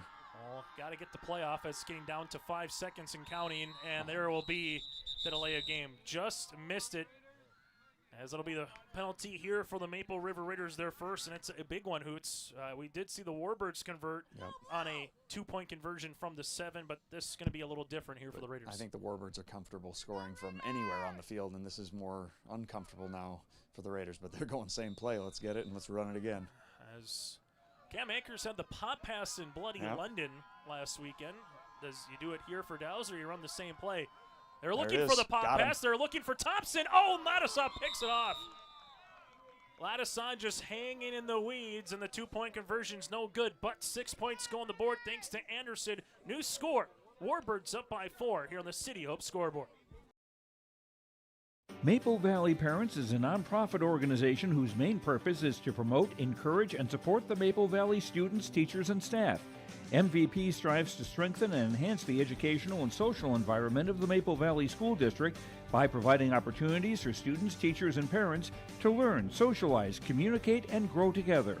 MVP Group welcomes anyone to join them in their mission. If you'd like to get involved or see upcoming events, check out the Maple Valley Parents Facebook page. The Maple Valley School District is engaging students in a world-class education, preparing them for lifelong success. Maple Valley serves the surrounding communities of Buffalo, Fingal, Oriska, and Tower City with a great student-to-teacher ratio per class. For more information, go online to myraiders.org. That's myraiders.org. The Maple Valley School District wishes the best to the Raiders coaches and athletes this season. Go Raiders!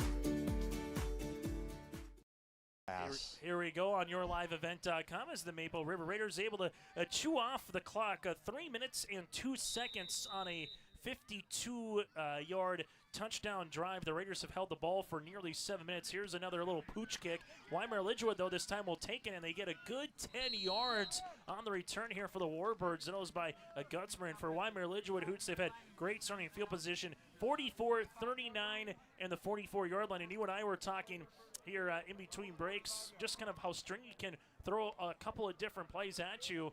Double pats, reverses. We saw Statue of Liberty, for crying out loud, by Hatton Northwood that went awry 2 weeks ago. So what do you pull out here for the Warbirds? I think you just do exactly what you've done thus far. You don't need to get too cute. They've established that, you know, they can win the numbers game in the box, and they can win that way. As Ladisaw will come out shotgun formation, he will keep it. He loses his balance, and Thompson is ready for him. You had him and alongside Ian Lark kind of fake it to the outside and going right up the middle. And as he's trying to turn from first to second gear, all of a sudden just kind of hit the turf there, Hoots, and a loss of 6. Yeah, and that was, you know, similar issue that they've had with a couple receivers coming out of their breaks, and then, you know, coverage on special teams. Just a little slippage. That was the same play they scored the touchdown on. It was just motion the guy out, pump it to him, and then run draw. As you'll see it now, second down and a long 16 here for the Warbirds as they will go under center with Dexter, the single back. They will fake it to him. They will come on and end around to Creer, and Creer's got a lane and some. Gets to 50, and a really good tackle by Thompson to come from his defensive end spot, but they opened up a lane, and Jackson took it for a nice run of 18 yards. Oh, wing back counter. I love that play right there. If you get all the traffic going and you got linebackers that they don't have good eye discipline, and they decide to watch all the traffic in the backfield, that's when you can hit that big one. You look to run it tight and hope the inside backer takes a wrong read and the D tackle is getting pinched. Good times. Warbirds trying to get to the line here to get this one off, but they will have a false start with about 3 seconds. You can tell they were looking at the scoreboard on the left-hand side of the screen here as they move their way through, trying as best to get there, but a 5-yard penalty here for the Warbirds. It'll be their 4th of the game. Yeah, you got to be set for a complete second, and that was kind of a cluster from the beginning there. They all tried to sprint up. I don't think they needed to get the play off. Wasn't there 19 seconds left? I think they maybe liked what they saw, right? Yep. And so you're trying to get the play off. But we'll talk about that around the horn. And also, the wing tee. In 9-man football, how much do you really see that variation of a play going forward? A good one on the City Hope scoreboard. Warbirds lead by 4. We always say we're a one-stop shop. North Star Egg is a full-service shoreline machinery dealership. So we have the 3 departments: sales, service, parts, fully staffed, have full inventory of all the parts and whole goods needed. We really value the service and the support that any traditional dealership would give you, but we specialize in shorelines. You can give us a call at 701-361-4790 or visit our website at northstar-egg.com. Visit the new Cywick Lumber and Hardware in Hillsboro. They have everything you need. Explore our large selection of quality hardware and building materials, perfect for every project. Inside, you'll find Valspar paint to brighten your home, top-of-the-line Milwaukee and DeWalt tools for every job, plus all the essentials for a successful harvest. Flashlights, glass cleaner, paper towels, scrapers, grain shovels, and more. Make your next stop Cywick Lumber and Hardware in Hillsboro.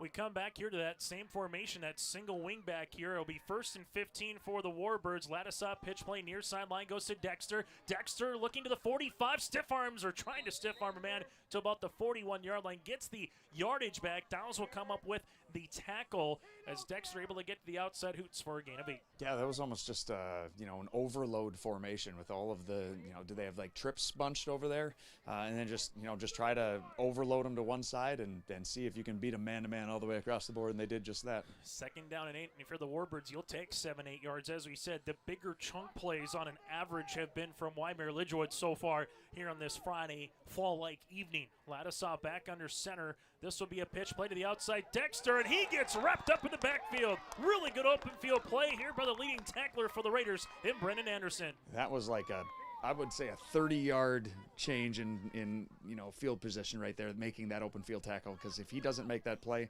I think he gets outside the numbers between the sideline and the numbers and goes for quite the distance. It's about a loss of 7 on the play. And like you said, if he misses him, all of a sudden there's daylight. That was a 3-point takedown in wrestling by Anderson. As we'll see it here, 3rd down and long. Trips to the near side, 1 to the left. Shotgun here for Ladisaw. Ladisaw steps up to the near side. This will be incomplete at the 40. And we'll bring up a 4th down. And we do have some headlights on, as we'll see if they ask for those in the end zone to shut off the headlights here for a 4th down. Oh, we got multiple citizens heading over there to let them know that you're going to ruin their Friday night. This is not a citizen's arrest. It's a citizen thank you to turn the headlights off is what Get it over is. here. Get out of your car. Join the rest of us wrapped in blankets. 10:43 left to play here in this first half as Ladisaw will look to punt the football away for the first time for either club. He's also the QB. He will punt this one at a nice spiraling end-over-end kick that'll take a Warbird bounce into the end zone. We do have a flag, and this could be on the Raiders one more time for maybe sideline interference suits.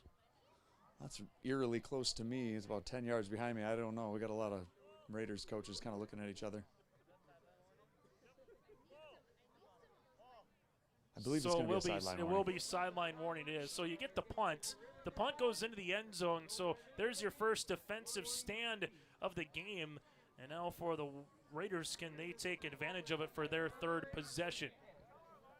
It's always hard for coaches when you're trying to coach in special teams and there's a drastic change in field position. You know, it's 40 or 50 yards in difference, and you're tracking the ball and you're not paying attention to your feet, and all of a sudden you're inside the line, and the ref wants to own that sideline. If he wants to own that sideline and not be, movable into the middle of the field, then you're going to have some of those. First down and 10 here for the Raiders, and thanks for those of you who are joining us, maybe from your shop, maybe you're at a combine or in a truck harvesting here throughout. Saw a lot of busy area here throughout the valley. Pitch play to the near side. Dowse goes nowhere, and then Dowse gets met in the backfield by Derek Kaczynski for a tackle for a loss, and fortunate for Dowse there, who it's to almost get back to the line of scrimmage. I was really interested to see how. That's the first time I've seen that play this year. I like that little orbit motion behind the back, and then run a toss in the opposite direction. Usually Belkey's got to get. He likes to have multiple lead blockers. So the scouting report would be follow that motion. He's either getting the ball or he's going to be that lead blocker. Second down and 12 upcoming for the Raiders. A reminder: the Raiders deferred after they won the coin toss, so they will get the ball to start the second half. Nobody has taken a timeout yet. All three remaining for both clubs. Bierke across the middle, tipped incomplete. You're looking for a crosser. One was Dowse, one was Anderson. Anderson with the right hand tipped it, and it brings up a third and long. Always makes me nervous throwing the ball over the middle of the field on inside of your own 20-yard line with a quarterback who isn't exactly 6'5", towering over the line of scrimmage. That is tough. But if you can hit a crosser in high school football, and maybe if they're in man and they run into each other, a little bit of rub route, you can spring something. But it's certainly hard. You're kind of taking a guess when you're throwing it into coverage. Bierke so far 3 of 5 through the air for 49 yards. He's hit Warren, Dowse, and Burnsit here for 3 different receptions. They will need their own 30 for the first. Here for the Raiders, they will spread them out again. Warbirds, 4 men in the box. They will bring 3. Bierke with time, firing. This one will be incomplete. You had 2 guys near the area of Warren and Dowse, Ladisaw and Kaczynski on the coverage, and quite frankly, both of them had a better chance to pick that one off. And fortunate, who it's from the Raiders' perspective, that it wasn't picked off. Yeah, you never want 2 receivers in the exact same area. Then you just bring in multiple guys in coverage. Someone did not run the right route or the right depth of a route there. So both teams, after going 2 for 2 with long sustaining touchdowns of over 50-plus yards, will have to give the ball up here, and Dowse will come back at about the 8-yard line, while you have on the opposite side here for the Warbirds, number 6 and John Dexter. Dowse gets this one off before it was blocked by Kaczynski. A popped-up kick that'll take a bounce, and Dexter will pick it up. He called for a fair catch, That's a flag. So that'll be a flag. He called for the fair catch, took the bounce, and then as in high school, they might give you a step or two right when you're trying to pick it up, but once you pick it up and make a football move, it becomes obvious that it was a fair catch followed by a football move, hoots for a penalty. Yeah, this is we've had some interesting calls. Typically, you're just looking at false starts and holds and maybe the occasional face mask, but we've had sideline warnings, blows to the head, and now delay a game, I think this is. If you like football bingo, you're starting to fill them up a little bit on your bingo card here tonight, as the officials will talk it over. So you caught it at the 42. Unfortunate for Dowse, too, that he got that ball off, because Kaczynski was coming in, nearly blocked it. Yeah, he took several steps that he probably, if he could do it again, would probably speed that up and just take one and kick it as hard as you can. It's a punt of 21 yards currently. Then you're going to get the penalty following that. So fair catch infraction here on the Warbirds will toss him back. And for the Warbirds here, that's another penalty They're 5th for 40 yards in this game, but they'll start in plus territory here at the Raider 48.5. That's why the white hat doesn't drive to the games. He's got to sit and study all the weird ones that happen and just be like, okay, if this happens, how many yards? Is it from the spot? Is it from the previous spot? All of those good things. Warbirds will come out, twins near side and twins to the left. The sophomore Ladisaw, forward pressure coming here for the Raiders, gets the ball out quickly to Kackman. Kackman makes his way barreling down the near side to the 38-yard line. It looks to be close for a first down depending on the spot. Yeah, they have a general rule of thumb is you either throw it from where the pressure came from or you roll hard away from it. And in that case, they rolled hard away from it. Anderson came hard off the edge there. They did a quick little sprint out and threw it, but you could tell that was kind of their hot route. As soon as he feels pressure, we're going to throw it short, just get the ball out of our hands so we don't take a sack. I'm not sure what they saw in film, but so far Kackman came in with 8 catches on the season. He already has 4 here tonight in the first half alone. He's got all of them by Ladisaw for 72 yards. They like that matchup here from the Warbird perspective. Dexter, pitch play near side. Good job here by the Raiders to string that one out and eventually come away with the tackle. That was by Bierke there, and that'll be an actual loss. So a second and inches to now a third and a long 2.5, maybe 3. Yeah, I think that was really, really well done. I thought based on them bringing pressure in like that A or B gap that sweep was going to be big. But you got your next guy out there. I think that might have been McCullough at the outside backer that made that play. That was really well done by him, especially when we had to make a one-on-one tackle in 9-man. As the Raiders will have 6 men in the box here. On the Warbirds pass or the Warbirds run. Ladisaw keeping it, and the Raiders this time play it perfectly. Burnson comes in out of nowhere for a tackle of a loss. Yeah, they are being super aggressive now with those linebackers. They're either showing that they're coming or they're delayed coming or they're selling out. Maybe they just choose one guy that they have and attack him. There's a virtual man run defense you can try on occasion, and it's working really, really well right now. So 4th down for the Warbirds. They nearly had the first. Then a tackle for a loss on 2nd and 3rd downs. Bring up a 4th and a long 4. Trying to get the hard count here. As the Warbirds will snap this one. Ladisaw steps up, fires, throws. This will be at the 35, incomplete. As they were looking on the far side here for Creer. Good coverage by Warren. It needed to be about a perfect ball there with Warren's defense on the throw by Ladisaw. It'll be a turnover on downs. That I could not believe first of all, that they snapped that. He said, I don't know if he gave some type of a different call than Hutt, but he was going hard Hutt, and the Raiders D-line flinched on the first one and then realized that it was probably going to be dummy. But that's how you can get away with the play there, without much of a D-line rush when you go with that really hard count multiple times, is they just kind of ease up and go, okay, they were trying to get us, they're not going to get us, and then you snap it. And for the second time here on back-to-back drives, the Raiders, if they put the ball in the end zone, would have their first lead of the game. Warbirds looking to get a defensive stand as they fake the orbit. They come back to Dowse, and this will be a face mask coming through on the play. Kaczynski was trying his best to keep Dowse in front of him, and as he went to go make the grab, got the face mask. Just a matter of, is it the 5 or the 15-yard variety here on the play? If there was a 30-yard variety, that would be it right there. That was yanked around quite a ways. That was my coaching came out in me there when I reacted that way. Just a smidgen on the play, as we'll see it here. And that's all right, Hoots. We like to hear the reactions, as that'll be a 15-yard penalty and make it to the 45-yard line. And if you're the Warbirds right now, this is your Achilles heel. 6 penalties for 55 yards here in half number 1. Yeah, like you said, they're kind of weird ones too.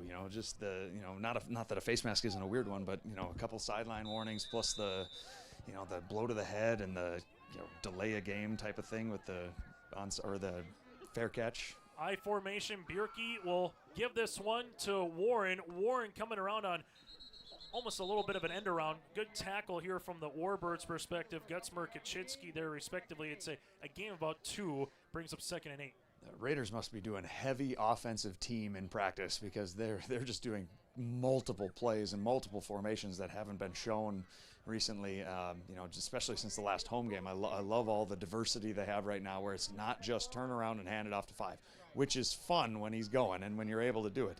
But other guys getting involved, and now the Warbirds are kind of questioning who's getting the ball and where it's going. As you'll see, the wishbone formation, handoff goes to Dowse. Dowse to right-hand side. Kaczynski, the first one, and wrapping him up underneath was Creer on the high to the low, and Dowse gets back to the line and brings him a 3rd and 8. Yeah, it's the first time they haven't gone counter out of that formation, so they just went straight power lead on that one, and the linebackers made great plays, especially, you know, contact behind the line of scrimmage, no matter who you're going against, is going to get you a lot of real good plays defensively. What is 4th down and go for it territory here, Hoots, doesn't matter. if you don't get any yards on this play? No, you got to go for it, absolutely. Yeah, you're not – it was almost a gigantic momentum-killing play with last time they tried to punt it, so I think you just try to get 4 or 5 yards here and then do it again on 4th down. There's 2 wide receivers near sideline, one to the right. The Warbirds looking for a sack or a tackle for a loss. Raiders looking to get a little bit closer to the 35. Bierke fires. This will be incomplete, throwing it behind the intended receiver of Warren. And here comes the answer to the question I just asked. Do you go or do you punt here on 4th and 8? Unless you have some other type of punt protection, they are going punt. So the Raiders will look to come out and punt this football away, try to play field position here with 6:48 left to play in the opening half. Again, the Raiders deferred to the second half. Now, will it ever happen? I don't know. But you do have your backup quarterback, who's a lefty, lined up as your left wing back. If you're ever going to run some type of a fake, Burnson might be your guy. As he's already made 1 catch tonight, as this will be a punt. It looks like Dow's will kick it away from Dexter. It takes a bounce, but Dexter will pick it up at the 12, and he's got space in front of him at the 20, to the 25, 30, and he goes to the 31, maybe the 32. It'll end up being about a net of 11 to 12 yards, and nicely done with the punt going away from him there by John Dexter to field it cleanly and get north to south quickly and get some yards. You know, from this vantage point, that ball had a ton of top spin on it, so it was going to roll and roll and roll, and it probably would have ended up inside the 10, so you're looking at a 25-yard difference by him deciding to field that punt. This is the worst starting field position for Wyndmere Lidgerwood here in this game. Their 5th position at the 32-yard line here, as they will come out in a shotgun formation. 2 running backs in the backfield here with Ladisaw in the gun. Handoff to Creer. Creer gets the 40 and some, and he's going to be close to the first down. They'll mark him at about the 41 and a half, maybe a half-yard shy. We saw in the last possession that was big because they eventually had to give up the ball on a turnover on downs. This is where you got to be really careful, and you don't just sell out to try to stop the run. You got 2nd and 1 in this type of field position. This is where you try to take a chance. Late sub. Warbirds with Gutzmer here will come to near side. As I start counting them defensively, and Coach Sean Belke with that late sub needs timeout. We'll break with them here on the City Hope scoreboard. Warbirds 2nd and short when we come back here on your liveevent.com. Buying and selling heavy equipment at purplewave.com saves time and money. We handle all of the details, including pictures, videos, marketing, titles, and payments. It was almost immediately over the top with the customer service. I've just never ever experienced that before with any other auction service. They're constantly working for me as the seller, and I really like that. Purple Wave Auction is straight, simple, sold. Work and play in Hope, North Dakota, from job listings to housing options. You can search hopeND.com.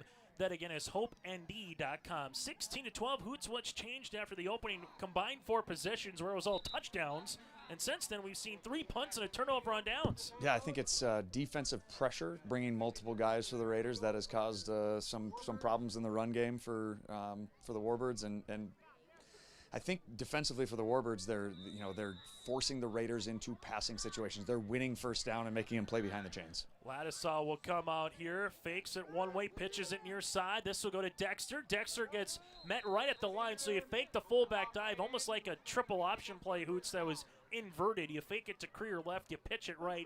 Dexter does get the 1.5 yards, and he'll move the chains. It wasn't exactly great what we call pitch relationship there. That might have been one of the longer pitches I've seen. I'm guessing Stringy probably doesn't want it to be a 8-10 yard pitch like that. Usually you're more like 3 to 4 yards away from each other, but if the idea is to get your running back going downhill in space, that's not a terrible idea. And now another wrinkle here with this formation. Back-to-back times we'll see it. Ladisaw, as you'll have Creer lined up to the right-handed side. They'll hand it to him this time. He gets a lane to the 50, hurdles the man to the 45, and a flag will come out. If that was the Randy Moss days, the hurdling would not have counted on that play at Army. Cannot hurdle. We'll see what happens here as this again goes 13 yards, and they will talk it over here. Hoots, what did you just say again? Yeah, you can't hurdle it unless it's changed in the last couple of years, but you cannot hurdle a defender like that in high school. They don't want guys leaving their feet and possibly getting flipped and landing on their head. It was one heck of an athletic play by Absolutely. the 5'10 junior in Jackson Creer, but again, And hurling a man to get an extra couple of yards. If that's what the call is, and I think it would be legitimate, it's so hard for kids. You see that if you sit and watch college football on Saturdays or you sit and watch NFL football on Sundays, you see guys hurdling each other all the time. It's just instinctual. You see a guy go low, well, if I can't get lower than him, I'm going to go over the top of him. And so, you kind of feel bad for if guys are actual football junkies and watch a lot of football. It's an instinctual type of play. John Osborne has been very busy here tonight, and I think what you got to start asking, too, if it is the hurdle, do you go back to where the hurdle was? So then you got to talk it over and say, okay, he hurdled the man at the 48 as the example, then you would make the penalty from there. And how accurate was the throw from the back judge? I mean, maybe it was great, but, that's where you got to kind of go, where did this actually happen? And now he's going, guys, why didn't you have me check what the penalty for hurdling was while we were driving from Grand Forks? So they will talk it over here to make sure that they will have it from the spot of the penalty. We'll go from here. He's probably trying to figure out what the signal is, too. And also, it was a first down on the rush.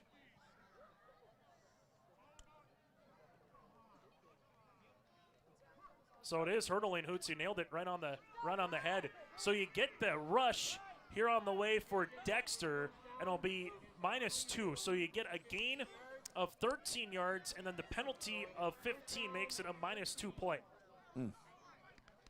But they're finding, this formation has been very successful for them on this possession. So they're probably like, well, we're just going to go out and we're just going to keep doing it over and over again. This time we just won't hurdle. As we'll have to wait here, as Coach Todd Stringy is getting the explanation here from John Osborne before they get back to the line. And again, Randy Moss in that documentary with Rand U mentioned that was an illegal play in college football when he went across the middle on a slant, beat a man, hurdled the safety, and went 50 yards for a house call at West Point. And in the documentary goes, they're supposed to call me for a penalty on it because back then you couldn't hurdle a man. Here goes Ladisaw stepping up, 500 ball to the near side. Dow's trying to get there. Oh, Dow's makes a catch, and that's an interception over the shoulder variety here for Preston. And the first turnover of the night forced by the Raiders D. Yeah, I think that's Stringy going for the momentum killer. You just had 15-yard penalty on something that you didn't agree with. You're going to try to take a shot, and then, players got to make plays in big positions. And right now it's, hey, we know we get the ball coming back out of half. Let's see if we can grind something out here and maybe double up before the half and after the half. As just off the back heel, throwing that one up was Ladisaw, and Dow's had really good coverage on the kind of intended a Willie Mays receiver. catch. Very much so. But from the Warbirds' perspective, after all of this, you're still up by 4 as the Raiders will start with the ball. They will give it to the aforementioned Dows, and wrapping him up is the 6-foot junior Derek Kaczynski right at the line, and he's made some big-time plays as we do have a injured Raider on the field. We'll break with him. It'll be 2nd down and 10 when we return. For trusted news, weather, and sports from your community, look to R&J Broadcasting Incorporated. KRJB, KRJM, and KKCQ Radio, and RJBroadcasting.com. Hear local voices from local radio with news and information from the area. Your information stations, KRJB, KRJM, and KKCQ Radio, and RJBroadcasting.com. Local voices from local radio. So Owen Tickey will come out. He came out under his own pressure. Damian Norrie will come in now and play the right guard spot, as you'll see it here, I formation and a flag. So the Warbirds ran a little stunt, and then he had a flag here, it looks like, on Maple River, and it will be. That's their second penalty of the game for 10 yards. And as we I think they might have been lined up offsides. And I was going to say, Hoots, as much as from a Warbird perspective, it feels like you're taking 1 step forward and 2 steps back here in this particular quarter. All of a sudden now you move forward here, you're still up by 4, and your defense has found ways to, get off the football field. Yeah, they've done a great job. Both defenses have made, nice adjustments. It's just a matter of, got to have more productive first down plays here. And it's, back-to-back, maybe even 3 straight possessions where they've been looking at 2nd and long. And this offense, they've shown they can throw the ball, but they'd still prefer to be in that 2nd and 7 or less. Single back formation here for Dows. Motion man goes Anderson. Handoff goes to Dows as he's trying to break it to the outside, and a good tackle right at about the line, brings up 3rd and 15 as Creer will come in on the tackle. Now you wonder, are you conservative here to make sure that you don't go backwards and take a big loss on this type of a play and then be punting from inside your own 10? You go through and, again, we saw a quick little bubble, or Yep. it was a longer bubble. Do you run a play there? Is there a screen? Like you said, something safe. Well, from the Warbirds, you're going to get after Bierke here, putting your ears back with the guys up front. I would agree. Come after him hard and force the sophomore to make a play. 3rd down, they will bring 4. Bierke will step up, firing down the field, and this is going to be incomplete. Ladisaw defensively with Kaczynski on the outside. That's Jared as the intended receiver. Look to be Dow's. It'll be incomplete, and it'll bring up a 4th down and a punt. You could tell whoever calls the play for the Warbirds there defensively was not going to let Preston Dow's beat them. It was shadow coverage. The safety was over there. Corner was on it, making sure that if anybody was going to make a play, it was going to be someone other than 5. As this game is nearing the 1 hour mark here in this first half of play, and the Warbirds again with all 3 timeouts. And we've seen them be an explosive offense where you can get 20, 30 yards in a blink of an eye, particularly to the tight end here tonight in Kackman. Snap, good. Dow's will get this one off and nearly blocked again by the Warbirds, and Dexter put his knee nearly down to the 47. He will keep moving to the 50 and then gets pushed out of bounds underneath us at about the... Chase, the ref didn't have his whistle in his mouth. Okay, that's what I was just going to ask you, Hoots, on that, because it looked like he was digging for it and he couldn't find it. And we'll see if they will mark him down. There was never an official whistle, so that'll be an extra 5 yards from the Warbird perspective in terms of the spot. Make it 4 as they mark it at the Raider 49. That could have been devastating. Now, it ended up not being that big of a deal, but that could have been absolutely devastating. You need to have a whistle there at some point to protect everybody, because I bet half the players on the field thought that he had his knee down, which he did. Second time that the Warbirds will start in Raider territory here. This will be at the 49-yard line on the City of Hope scoreboard. Ladisaw, we'll see the motion man, Gutzmer, and we have someone flinching. The question is on who, and it's on the Warbirds. And make it 1st and 15. 8 penalties, 75 yards, and bring it to a 1st and 15 here for Wyndmere. Chase, I think every time I've looked at the scoreboard, the clock has been stopped. I don't know if I've looked up one time and seen that thing actually running. Oh, when you have a change of possessions, it's not going to run. Yes, it's true. And when you step out of bounds in high school football, it stops again. So there's just little things and incompletions, flags, penalties, you name it. We've kind of seen it here in this first half. Winner of this game still has a chance to finish 500 or better. Loser of this game will finish with a losing record. That's part of what's at stake here tonight. Shotgun formation. And keeping this one is Ladisaw and Anderson able to come up. That particular play in the first 2 possessions was gangbusters, if you will, for Ladisaw. What has changed defensively, Hoots, for the Raiders? It's pressure, and they are not sitting back and letting the Warbirds attack them. They're bringing pressure off the edge, and it seems like a linebacker's coming every single play. It's just a matter, are they coming inside, are they coming outside? It's either Burnson through the A or the B, or it's one of the 2 outside backers, whether it's McCullough or it's Norrie or it's Anderson coming off the edge. It's just been pressure, and they've gotten pressure in the backfield untouched.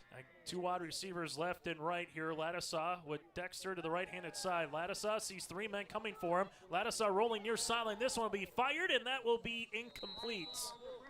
And a bird's eye view right on top of it here. The Raiders sent 3. They got home as Ladisaw was trying to roll to near side and brings up 3rd and a long 17. I tell you what, there's not many guys in 9-man football that I would like less to see chasing me down from the backside than Jonah Thompson. His length and his speed and his ability to track down quarterbacks is there's not a lot that are better than him. Yeah, he said his length at 6'4" and 160 pounds here for the senior. But the Warbirds, they will come out trips to near side, twins to left. They will need to get to the Raider 39 for the first down. Motion man is clear. They fake it to him. Here comes a little screen on the inside as Dexter fumbles the football and Thompson recovers. McCullough stripped it out at the 48. Thompson picked it up, and it's the second Warbirds turnover of the game. Yeah, there was a lot of traffic in there, and you see that on Saturdays and Sundays a lot. There's that little tunnel screen where you throw it out to the receiver, you got linemen heading downfield, and you just try to get people running into people, and you hope to find a little seam. Unfortunately, when I talked about people running into people, it was a Raider that was able to make first contact with him, and sometimes when you think you got a seam, you don't necessarily protect the ball with 2 hands, and traffic can cause a fumble. And all of a sudden now back-to-back possessions for the Warbirds, an interception and a fumble. Best starting field position of the game here for Maple River at the Warbird 48-yard line. The Raiders have 2 timeouts remaining here in this first half. Dowles will motion. They will give it to him on a sweep. Anderson gets a lead, a little crack block as he ran into his own player there with Warren, and he'll get back to the line, and that's it. It's 2nd and 10. Yeah, I think if there would have been more or better communication between who was blocking that outside man on the line of scrimmage. They got him with both the lead blocker and the crack, and I think if one would have went to the second level while the first stayed at the first level, then might have been able to get something downfield. So 2nd down here for Maple River. Yes, you want to score, but you don't want to give the Warbirds the ball back either in this first half as you get it to start the second half. But again, a grade A opportunity. First play won by the Warbirds defense. Play number 2 of the drive. Bierke, as he's giving it to Dowles on the bubble. Dowles, little shake and bake, and Dowles goes down to the 39-yard line. Guess the question is, how much far can you block down the field? Okay, we're right? talking the same thing. Because yeah. I think if I'm a Warbird fan, I'm going, hey, they blocked a little bit too far down the field before Dowles got the ball. I believe you have 2 yards to block downfield, and I bet the Warbird coaches maybe. That was a good 5, I'll say that, for one of the receivers. I think he should have thrown it earlier. It was almost like an elongated swing pass with blocking out in front, so that's dangerous. 3rd and 1, 75 seconds remaining in the half. Handoff goes to Dowles. Dowles trying to crease his way, but coming in defensively is Gabe Segura was part of it, and a timeout here for Coach Belke. We'll break with them with 65 seconds left to play in the first half. It's 4th down and a yard when we return at the Warbirds 39. If you have concern or questions about the mental health of yourself or a loved one, Trail District Health Unit's Credible Mind platform offers convenient and confidential resources to help inform you about mental well-being. Credible Mind offers 21 different assessments to guide you in your mental health journey, from sleep quality and burnout to anxiety and depression. To get started today and learn about your mental, emotional, physical, and spiritual health, visit traildistricthealthunit.crediblemmind.com. Timeout on the field, Nathan Hoots, 4th and 1. What are you doing offensively and defensively here? Because, again, the Warbirds with all 3 timeouts, you make a stand, you're back in business. Maple River, what do you run on the opposite side? Yeah, I think, honestly, I think it's a dive right up the middle with the fullback that's been successful, but you know they're going to sell out. Honestly, I'm going hard count, multiple hard counts, and then maybe instead of going on hut, you go on go to catch them off guard. All you need to do is win the initial surge here to get that 1 yard. 4th and 1, Bierke under center. Pitch play goes to Dowles. Dowles has the first down and some to the 30, and Dowles gets wrapped up on a bounce by Dexter at the 27-yard line. Chase, nothing reaffirms my decision to move into the sideline color commentary than making a poor prediction like I did right there. So it just reaffirms my wife is like, yes, you made the right decision. Good job. You just work Friday nights now. That was a great play call. 13 carries for 49 yards.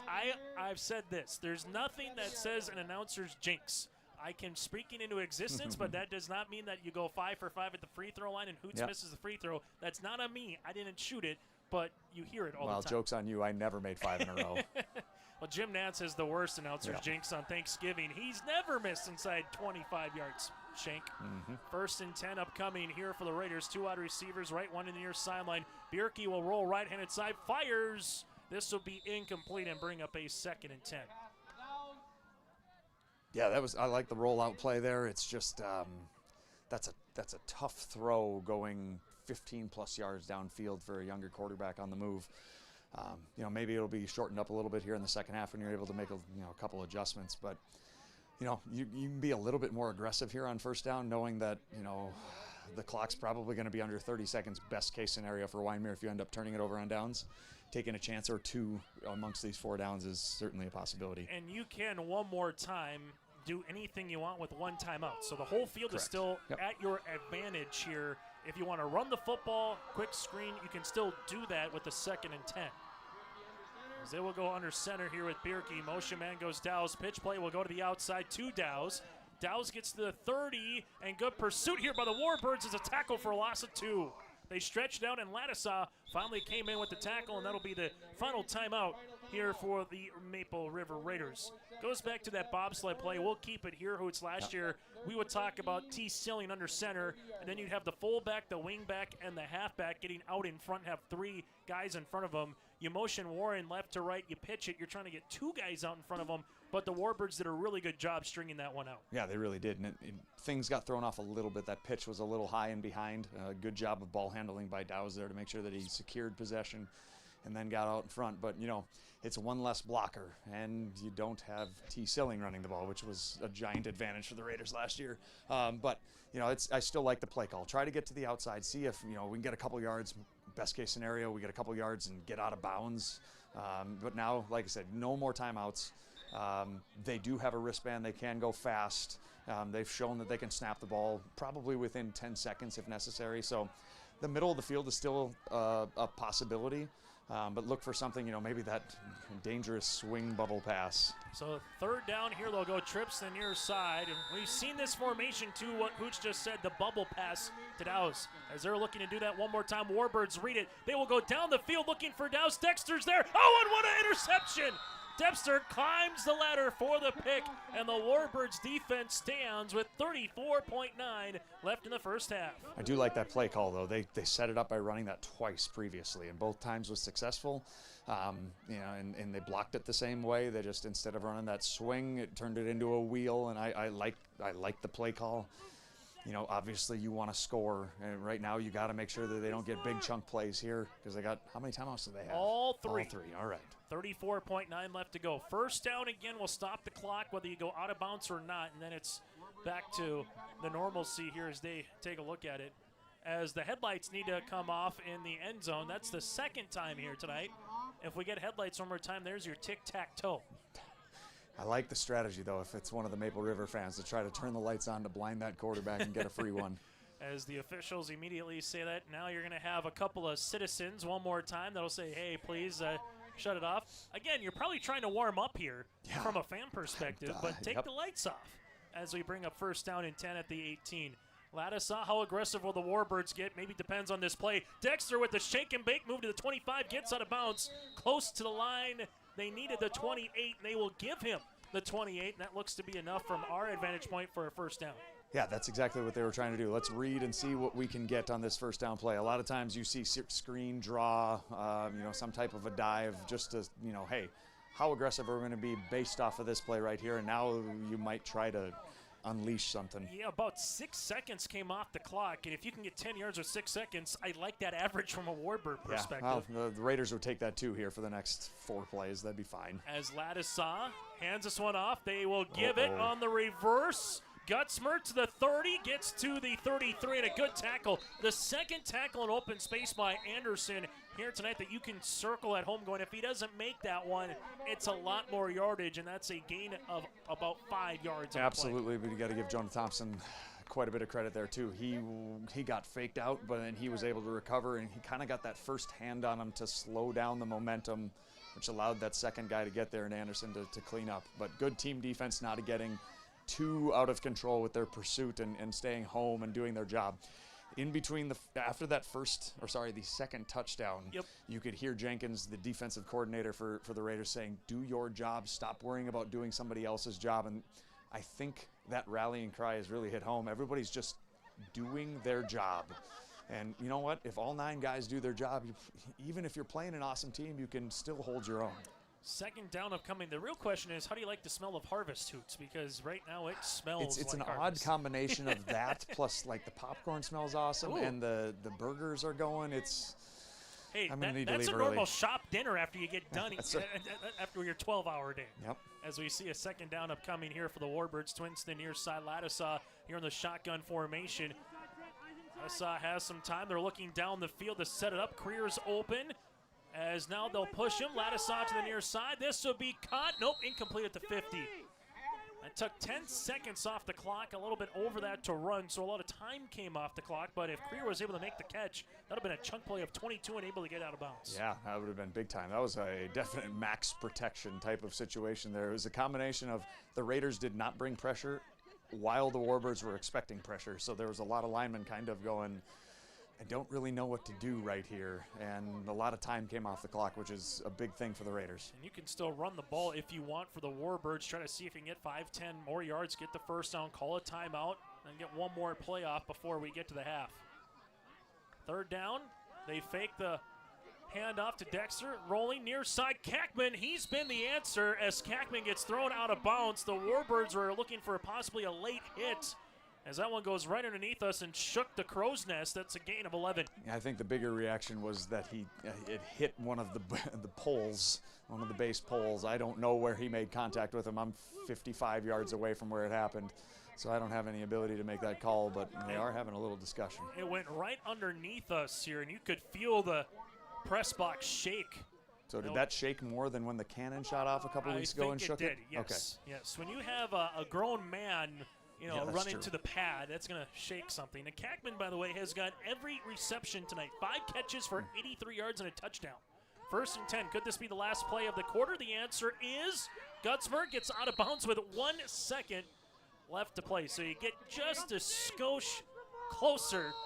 It's a gain of about 4, and Stringy will call his last time out. Isn't that where the home guy running the clock has cold fingers and doesn't quite hit the button fast enough? Maybe not. 2nd down here, so you get a couple more. So now the question is, does Ladisai have the arm to throw at 50? If you don't, do you run the hook and ladder? Do you run some type of specialty play here, Hoots? And then if you're the Raiders, how far are you going back defensively for your back third of your I'm guys? playing 3 guys at least inside the 30-yard line. That'd be 20-plus yards downfield. Oh, for sure. Yeah, and then you don't want to rough the quarterback. You don't want to no pass interference. Make sure you're making a play on the ball and not on the guy. Even if he catches it, just take him down. I tell you what, though, that seed he threw in the first quarter for that first touchdown, it certainly indicates he's got a strong arm. So it might be interesting to see how long he can throw this one. I'm going to go camp down by the goal line. Unless there's a defensive flag, this is the final play of the first half. All the points scored in the first quarter to this point. As Ladisai and the shotgun fakes it. Will QB keep it? Goes up the middle. Ladisai with the pitch play. This is a live ball, but out of bounds as it goes towards Coach Belke. So Ladisai able to get about 7 yards and looking to see if he can pitch it and run a little bit of a lateral there on the way to Creer. It goes out of bounds. And not the worst play from a Warbirds perspective as that one got out of bounds quickly. But on the City Hope scoreboard at the half, it's the Wyndmere Lidgerwood Warbirds 16, the Raiders 12. Halftime showing a look at the first half numbers. That is next.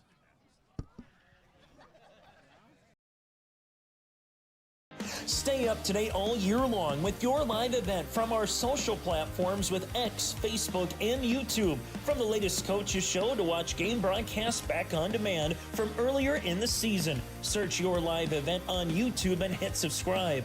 Outside the three-point arc. Pick and pop here with Spaeth into the left side corner. 3, good. For the complete and most up-to-date schedule throughout the year, head to our website at yourliveevent.com. Cywick Lumber and Hardware Hillsboro is completing post-frame buildings 80 by 80, 80 by 160, even 80 by 200. Need an addition or shop reskin? Cywick Lumber and Hardware has all materials. They'll complete to your customized building requests. Bifold doors, hydro doors for farm buildings, and metal sailed steel for durable construction. Whether it's new, an addition, or a repair, every building project can be done with Cywick Lumber and Hardware Hillsboro. All materials, all in one place. Visit or call Cywick Lumber and Hardware Hillsboro. Fall is here, and that means harvest will ramp up quickly. How did your planter do this spring? Did you have the correct down pressure? Was your singulation spot on? Did you need row cleaners or a better closing system? This is Chris from Agassiz Precision Ag, your local precision planting dealer, and we are here to help. Discounts, 0% financing, and $50 per row rebates on most all systems will give you the tools to improve your planter pass. Give us a call at 701-636-2119 or visit planterdoc.com. Have a safe and profitable harvest. As we come back here at the half on yourliveevent.com with the seniors that they will honor here tonight for the Maple River Raiders on Senior and Military Appreciation Night. Brennan Anderson, also with Preston Dowes, Gabe Burnson. You'll see Damian Norrie. They will also honor Kyle Palmer and Jonah Thompson here for the 6 seniors for Maple River. And for the Wyndmere Lidgerwood Warbird fans, a reminder, it's senior night in Wyndmere coming up a week from this evening with Riley Springer, John Dexter, and also William Gutzmer here will be honored in Wyndmere Lidgerwood. Senior night here this evening in Hope, and a senior night tomorrow, or make that next week, down in Wyndmere. Taking a look at the first half numbers, your scoring recap, you saw Lattisaw for a 29-yard connection to Kackman on a 4th and 19 play. Then Lattisaw hit Gutzmer for the 2-point conversion to make it 8-love in favor of Wyndmere Lidgerwood. Maple River able to come back and answer with a Preston Dow's 12-yard rushing touchdown, 2-point conversion no good, made it 8-6. With 4:17 left in the first quarter, on the next drive for the Warbirds, you saw Lattisaw with a 9-yard rushing score. Lattisaw then was able to throw the 2-point conversion in there to make it 16-6. And then Anderson on the next drive after that for Maple River had a 1-yard rushing touchdown here for the Raiders to make it 16-12. So far for the Warbirds, a touchdown, punt, downs, interception, fumble, and half. Well, for the Raiders here on their particular drives, touchdown, punt, and an interception. It is senior night here in Hope, North Dakota, as they're honoring their seniors. We'll take a break. When we come back, first half numbers around the corner. That is next.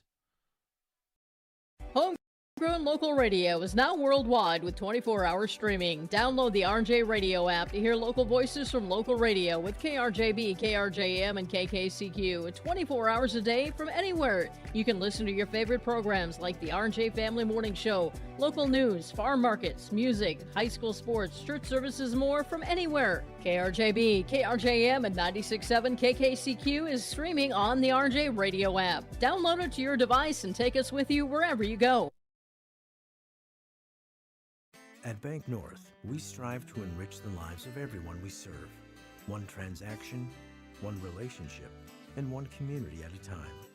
We do it by supporting kids and schools, pitching in to help neighbors in need, partnering with rural businesses, and providing all the traditional and modern banking products and personalized lending services you expect from a reliable financial partner. Bank North, always true. Growers, prepare your fields and yields against the wet conditions for 2025 and beyond with a drain tile project from Chad's Excavating out of Mayville. Drain tiling will improve and increase your yields and land values for years to come. Chad's Excavating provides free, detailed estimates, and with over 40 years of combined success, they provide professional installation and service. Call Chad today to prepare for your future and any questions that you might have. That's Chad's Excavating out of Mayville, helping farmers grow. In Hope, North Dakota, we aren't just a town, we're a community, one that you can be proud of, where you and your family can grow. With available jobs, affordable housing, a golf course and pool, the Sportsman Club, and great educational opportunities. There hasn't been a better time to join the Hope community, ideally located between Fargo, Grand Forks, and Jamestown. For more information, go to www.hopend.com. Live, work, and play in Hope, North Dakota. As we come back, we got to honor the seniors, and now we get a dancing performance here at the half on yourliveevent.com. Looks like the moves of Nathan Hoots on a Friday night. Chase Miller with you alongside Joey Hughes. Hoots, did you ever have to take dance in school? Do I have to say this live? I went to school in Jamestown for physical education. I had to take, one half of a semester of a dance class. I'm surprised my then fiance still decided to marry me after what I put her through for 8 long weeks. But I tell you what, every one of your viewers would tune out if I went out there and joined them. I promise you that much. Well, the thing is, do you have a TikTok account? Because if you had a TikTok account, you'd really have to show the moves on that one. I do not. Speaking of moves, let's take a look at the first half numbers here on yourliveevent.com. The Warbirds so far with 199 yards of offense, 18 rushes for 112 yards, 87 yards passing, a fumble, a pick with 2 turnovers, 8 penalties for 75 yards. Well, for Maple River, 62 yards rushing on 20 attempts, 58 yards passing for 120 yards total. They have 1 turnover, 2 penalties for 10 yards. Individually, Owen Lattisaw, 6 of 13, 87 yards passing, a touchdown and a pick. He also has 6 rushes for 42 yards and a touchdown. Dexter, 9 for 39. Creer, 2 for 27, and then Gutzmer, 1 for 4 yards. Leading receiver, Skakman, 5 catches, 83 yards, and a touchdown. Gutzmer, 1 catch for 4 yards. For the Maple River Raiders, led by Preston Downs, 14 carries for 47 yards and a rushing score. Anderson has 5 carries for 15 yards and also a rushing score on the way as well here for the Raiders. And then from there, Bierke through the air is 4 of 11 for 58 yards and a pick. 2 catches by Downs for 30. Warren 1 for 5. And Berntsen 1 for 23 here tonight. Hoots, after the first half numbers and the opening 24 minutes, what are some adjustments from the Raider perspective, but also from the Warbird perspective moving forward, as it was all offense the first 4 possessions, then all defense since here at the half, where Wyndmere Lidgerwood leads by 4. Yeah, I'd like to see them potentially incorporate that sprint out pass that they were working on, that rollout. Everything that they had was long ways downfield. If they could work into some type of a 5 to 10 yard hitch or quick out, get more confident short throws for Bierke. He's done a nice job of making those throws here in the first half, and just a little bit farther downfield, he loses his accuracy. Now everybody does. So just, potentially take what Wyndmere gives you. Those long passes, especially if they're going down to Dow's, he's had multiple guys on him, and it's just probably not something that they're going to be able to rely on here in the second half. Continue to work the clock as much as possible, not because I want to get home early, but because every time, the more minutes you give Wyndmere Lidgerwood, if this half gets extended by a long time, that gives them the advantage. You want to make sure that your offense is out there as much as possible. Final thing, Hoots, how's the bug report here tonight? No bugs. My face is cold. I'm trying to decide if I should go to a 4th layer. Don't tell anyone, though. As we will go to break, Hoots will maybe put that 4th layer on when we return here on YourLiveEvent.com. We'll take a look at your out-of-town scoreboard. That is next. Dakota Heritage Bank, serving you with locations across North Dakota and northwestern Minnesota, has a strong background in ag and business lending, but they can also help with any auto, recreational, personal, or home loans, including home equity lines of credit. Dakota Heritage Bank is a family-owned community bank where decisions are made locally. Our friendly staff greets you with a smile, takes the time to get to know you, and can help you with your banking needs. Visit us online. Dakota Heritage Bank, Equal Housing Lender, member FDIC.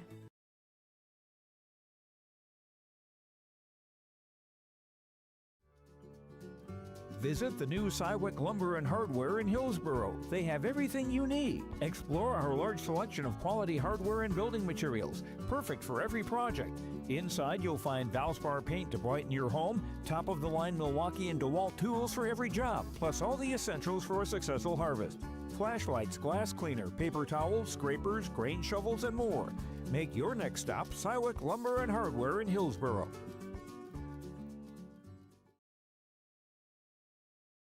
Triple E Incorporated in Page is cheering on the Raiders as they compete on and off the court and field. They put in the effort to build a team with trust, experience, and the ability to accomplish their goals. The team at Triple E Incorporated is built the same way, with knowledge and experience, with timeliness and efficiency. For your next non-residential building project, go online to eeeinc.com or stop by the office in Page for more information. Make your next project a winner with the team at Triple E Incorporated in Page.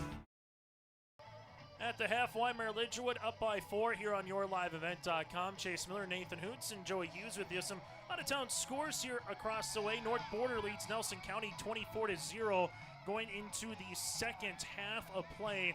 Also, Lemoore Lidgewood Marion after the first half leads Richland 66-6.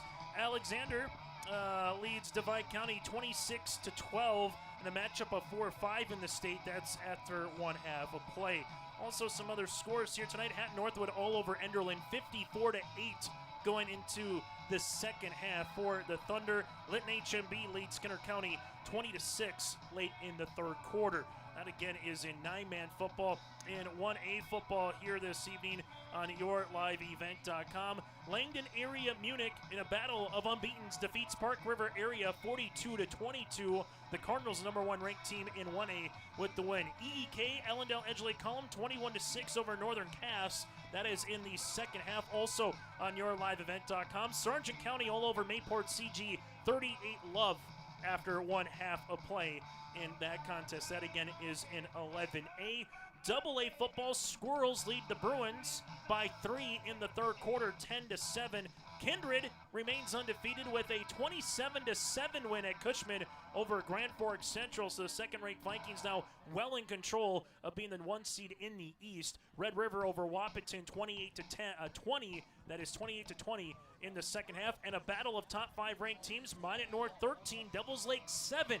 In the Magic City, that is in the third quarter. And quickly in AAA, Horace defeats Cheyenne 28-7. How about Harvey McMahon's Horace Hawks here in AAA football, continuing to grind up some wins. Shanley all over Fargo North 42-15 after 1 half of play, and Davies leads Horace 15-7 in the fourth quarter. We'll take a break. When we come back, second half action is next here in Hope.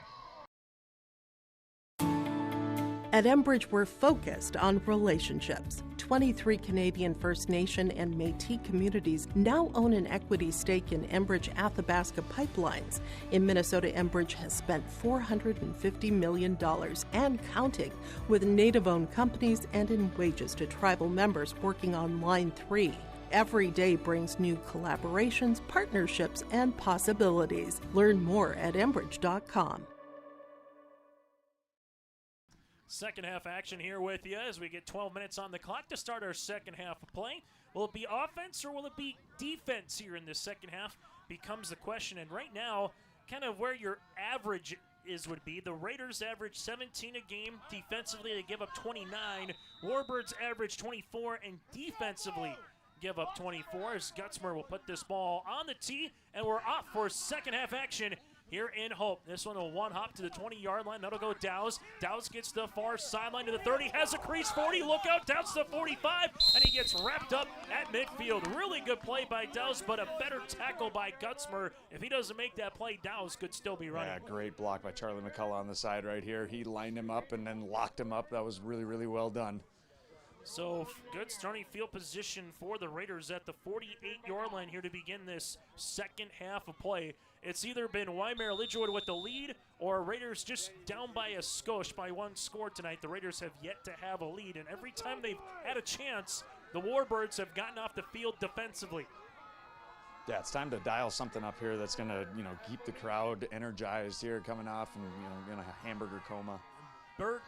Berger, that is Bierke, will come out and fullback dive here to Brennan Anderson, and Anderson keeps the pile turning. When you say Berger and you say Brennan and Bierke, that's a lot of B's to say on a tongue twister. But regardless, it's a gain of 7. Yeah, absolutely. A good start here to the second half. A momentum play on special teams followed by a solid play on first down.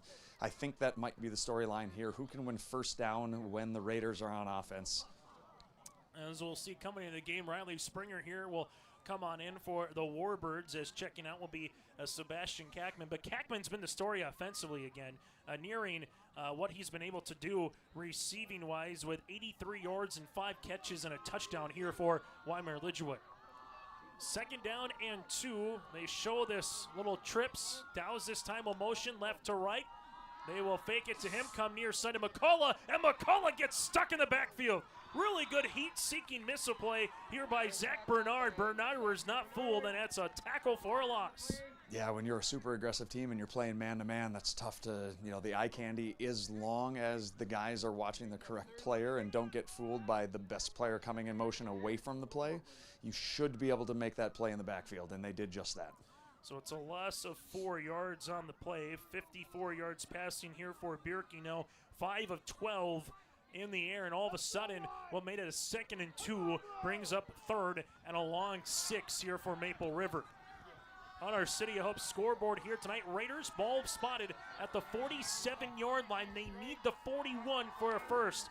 Warbirds, they will bring 3. Bierke has time, makes a pass, and open receiver just short-armed him a little bit out to Warren. That'll be incomplete. First big decision here this second half. Are you going to play field position or are you going to be aggressive and try to go for it? As in this particular spot in the first half, with where it was for the time, maybe a little different, where they punted the ball. As you said, Hoots, if you elect to go for it, you can get the first down, keep moving. If you don't, you give the Warbirds again good starting field position. Okay, they must be punting. Quarterback's jogging off, but they got to get moving here. This is 20-plus seconds already down on the play clock. As they will come out here and get to line. Dexter back at the 15 here for the Warbirds. Dowles will come on and punt here for Maple River. We've seen the Warbirds get close to trying to block one here tonight. Here's the snap. Dowles with the right-footed end-over-end kick that'll bounce at the 18, take a Raider bounce to the 13-yard line, and that's where it'll be. So not a bad pump by Dowles, unable to get a return off, and they will mark it at the 15 where it went out of bounds, so a punt of 32. It's kind of the king of the top spin punt. He doesn't really spiral it or, doesn't just, tumble. It really, he's got it, and it tends to head in the correct direction, which isn't bad. I'd love for him to speed up his process once he catches that snap from, he kind of takes a peek to see if anybody's coming and then goes 1-2 and kicks it. I'd like it to be more catch 1-2 kick rather than that peak that takes a half a second. Are you maybe doing it to try to get the coverage downfield? Could that's certainly a possibility, but man, how close they were that first one. You'd think you'd just speed it up a little bit. Shotgun formation for the Warbirds. Lattisaw in the gun. Fakes it. Keeps it. Thompson trying to chase him down. Lattisaw able to beat him. Gets to the boundary. Lattisaw then gets wrapped up in open space, but it's a tackle for about 2 to 3 yards. I know I've said his name over and over again, but Jonah Thompson just not allowing the quarterback to escape vertically. He had to escape the pocket outside. He had to force him outside of the numbers, which allowed Trent Warren here to come up and fly up and made a great tackle.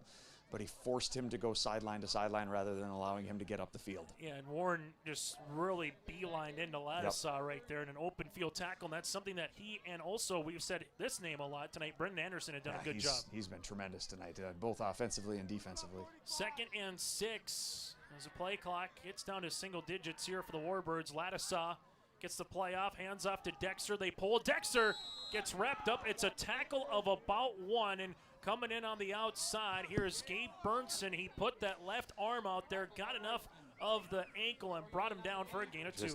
They're playing so fast. That first 2 possessions, it seemed like they were playing in cement and quicksand. Everything was slow. I think I don't know if they're just simplifying what they've done, but they just seem to be playing with so much more speed and so much more free here in the last quarter and a half. 3rd and 4 for the Warbirds. They'll need the 25 for the first down to keep the drive moving. Twins near side. Lattisaw back in the shotgun. 5 in the box here for Maple River. Play action. Lattisaw with time. He will throw it down the field looking for the save. This is picked. It's picked. Another interception here by the Raiders, this time by Warren at midfield. Had 2 jump balls that have been won both by the Raiders, and there's so many times this year, and we talked about it in the pregame. What did I think was one of the biggest things? Was what are the DBs going to be able to hold up against this pass game? And they've had 2 jump balls and 2 opportunities to make plays, and it's not been knocked down. They haven't allowed those passes to be caught. They've made plays and flipped the field position, and all the momentum is back on the Raiders side. Second time Maple River will start in plus territory here. That'll be Dowles with the interception. You have one by him, one by Dowles, and one by Warren, who just came up with the pick. That's 3 turnovers here on one side, and then you have 1 for Maple River. But again, it's the Warbirds defense trying to keep this lead. Can the Raiders crack it on through and take a lead, or can the Warbirds get off the field defensively again? That's been the theme since the second quarter. They will Backwards pitch pass. it. This will be to Dowles. Dowles trying to make a man miss, gets by Gutzmer, but then really good tackle and better pursuit by Kackman. So that'll be a rush, and it'll be a loss of 2. Yeah, that was a good 2 or 3 yards backwards, and I was very convinced that if you throw it that far backwards, it's going to be some type of a double pass, but he didn't even hesitate and put the ball in his hand like he was going to throw it.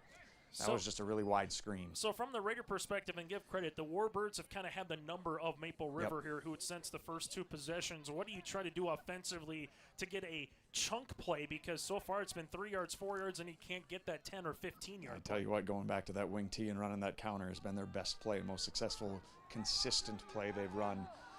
But I'd like to get Brandon Anderson going between the tackles here.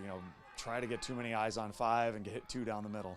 Shotgun formation. Dowles will come across, and we got a flag. Is this going to be a delay of game? Yes, it will be. So a delay of game on the Raiders. It'll be their 3rd penalty of the game for 15 yards, and back up Maple River. And what the first quarter felt like, first one to 40 was going to win, maybe even more. Now all of a sudden it's who's playing the field position game. It might be next score wins right now. Whoever ends up being the next score could be the problem. It could be the winner. You know, it's just they need to get some type of a chunk isn't even necessary, but they need to make it 3rd and 10 or, you know, 3rd and 8, something like that, where they can open up the playbook a bit. Back to the counter. As we'll handle it here with the wishbone formation. Bierke under center, play action, rolling right-handed side, going in the flat, and it'll be incomplete. They were trying to leak out Anderson, and now it's 3rd and a long 17. Let's mark that one down for later in the game. Jonah Thompson, not wide open, he wasn't, but he was one-on-one, and he's also 6'4". Mark that one down as a play that maybe they can come to in a big play later on. Maybe not 3rd and 17 here because he just ran it, but some type of a big 3rd down later in the game. And a 9-man football game here tonight. We've seen it all, from flags to offensive, different play calls to now defense just getting after it. And it's going to be 3rd and 17. Been a good one here in the month of October on a Friday night. Chase Miller, Nathan Hoots, Joey Hughes with you for our 3-man weave. Bierke looking, firing, incomplete. As to the aforementioned Thompson, as in on the coverage, there was John Dexter, and it brings up a 4th down. And I think Bierke's starting to feel the heat. He's getting happy feet in the pocket, and everything is off his back foot, and he's kind of Donovan McNabb one-hopping all of his receivers right now. And that's a tough position to be in when you don't trust the guys in front of you because you got pressured once or twice. He's got to be willing to step up, you know, plant his back foot and really drive the ball. 5th punt here for the Raiders, and hey, that was McNabb when he was with the Vikings. Yeah, correct. Not Sorry. with the Eagles, You're right? Yeah. As this will be the snap on the way. High snap, but Dow's able to roll right-hand side, a telephone booth into the night, and it hit him! It hit him! It's a live ball, and it's the 4th turnover of the game. Dexter slipped, it hit him right on the breastplate, and picking it up here for Maple River. They will handle it in Warbird territory with Ian Lark. Dexter, that one went right up in a phone booth, and then trying to get away from it was Dexter, then came up to see if he could play the one-hop, slipped, hit him in the breastplate, and then picking it up again was Lark, and boom, the Raiders will have it at the 35-yard line. Yeah, I guess that'll be a interesting way to get a 1st down. Now see if they can capitalize, get a little momentum. Probably going to run the ball here, just seeing how your quarterback's been throwing it recently. Probably going to the run game. So you'll see the 4th turnover of the game. Dow's with the football here, and Dow's able to get a healthy 4 yards on the play. Just what they need on 1st down. You know, try to move the chains, and you know, just one play at a time. Continue to move the ball down the field. Stay ahead of the chains. No negative plays, no penalties, and you know, just keep trying to chug away here. And if you're the Warbirds, how many more times defensively can you be put with your backs to the wall and still come out swinging, punching, and take a lead is the question. Yeah, got to keep making those plays in the backfield. They've had one negative play, it seems like, every single set of downs that has, you know, forced the Raiders' hands to have to do something they don't want to do, and that's play left-handed. 2 wide receivers left, 1 near sideline, handoff. This goes to Anderson with the crease. Anderson to the near side, 25-20, and right on cue, Nathan Hoots, you said you'd like to see between the guards, the tackles here, and that's exactly where the Raiders went with Anderson. Yeah, that was good. You know, they got almost made it look like they were going to throw the ball there. A couple of the linebackers taking a bad step backward, and then you don't get a guy going downhill, and he's got a unique combination of size and speed, and he really runs behind his pads, gets a lot of forward momentum when he, you know, runs through contact. 4th turnover of the game as well for the Warbirds. 2 picks and 2 fumbles. Can Maple River cash in becomes the question right now. They have it at the 20-yard line. They give it to Dow's. Dow's cuts inside, and Kaczynski will wrap him up and bring him down. Derek Kaczynski with the tackle, but not before he give it to Dow's. Kind of fake it one way, Hoots with the dive by Anderson, and come back the other there with Dow's to open up a little lane. Just the slow movement in the backfield allows Ticky to come through as that backside guard to pull and knock out that end. It's, you know, almost old school Bison power where you block down with your interior lineman, and then you got a pulling guard to kick out that end, and then hope that, you know, you got one guy coming through to hit the linebacker, and maybe you can bust him. Trips to the right-handed side, 2nd down and 6 for the Raiders. In the pistol, here is Bierke. Bierke will pitch it to Dow's. Dow's had to come back for it. Dow's will get wrapped up by Ladisaw at the line. Just that little pitch where he had to come back for it maybe allowed the Warbirds to kind of get to the edge just a hair quicker there, Hoots. Chase, I think he caught that with his left arm and then just so. left the ball in that hand, which isn't exactly textbook. You want that ball in the outside arm. But he kind of just caught it and cradled it all in one motion and just left it there and then tried to get as much as he could.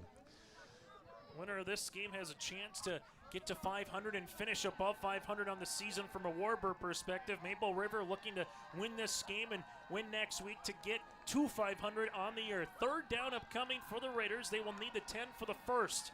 Play action, Bierke firing, throwing. This is nearly picked off by Ladisaw. They were looking for Dow's, and at Ladisaw, he had to climb a little bit, Hoots, to get that one, but it brings a 4th down and 6. Yeah, but he read that beautifully. He saw Dow's take that out cut, and he just tried to jump it underneath. Took a little bit of a chance, but read the ball very, very well. Read the receiver, read the ball, played the ball, and then Dow's had to turn into a D-back there and try to make the play. It's been a good one if you're just joining us. Back and forth. Neither team has led by more than one possession. It's been the Warbirds with the lead throughout tonight. 8-love, 8-6, 16-6, and 16-12. And mind you, all of that came in the first 11 minutes of the game. 4th down here for the Raiders. Trips to the right-handed side. Bierke. They throw 2 on the pattern. This one in the end zone. Ladisaw will pick it off in the end zone, and he will take the knee.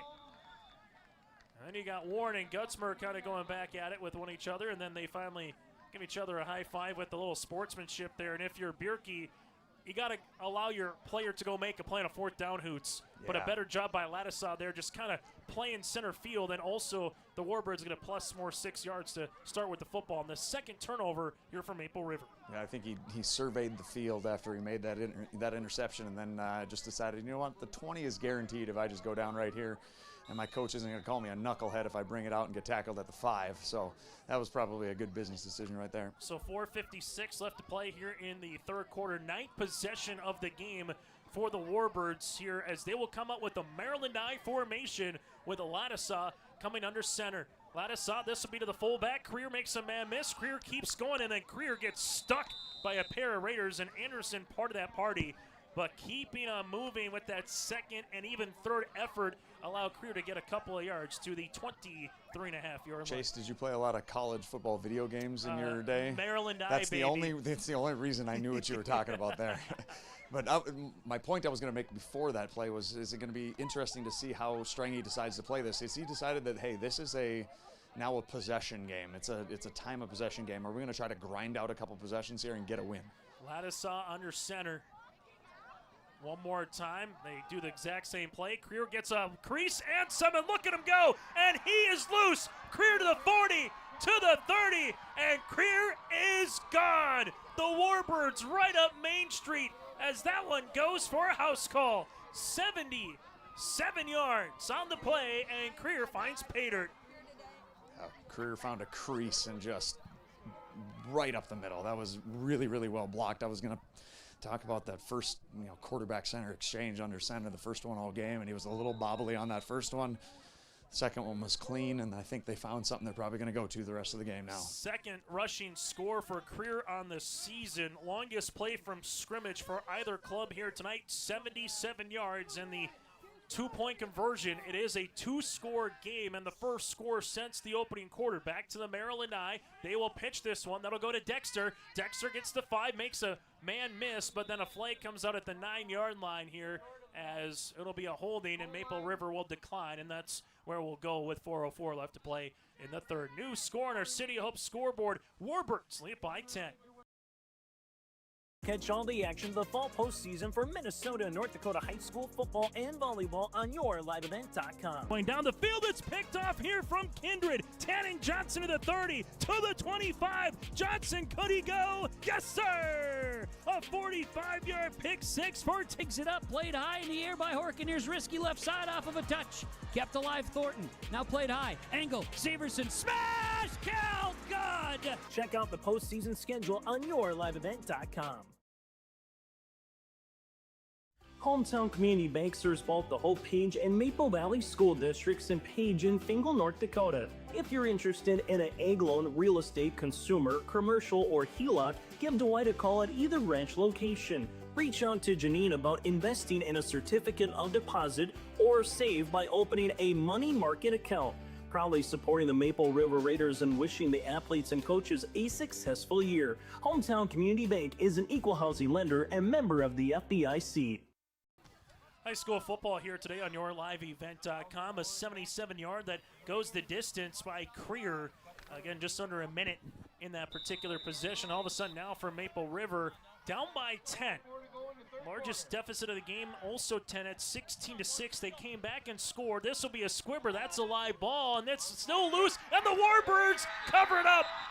The Warbirds get the ball right back, and Maple River sees Segura come up with it at the 36 here for Wyndmere Lidgerwood.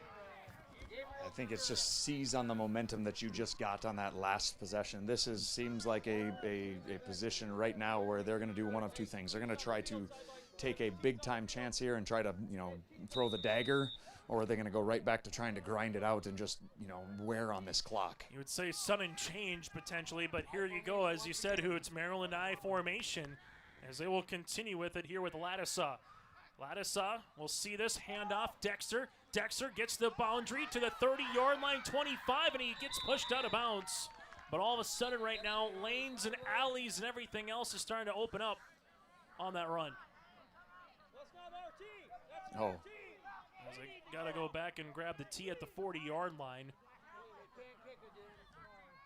But it'll be a first down on the way here for the Warbirds to the 22-yard line. It's a gain of 14 as it stands right now to Dexter.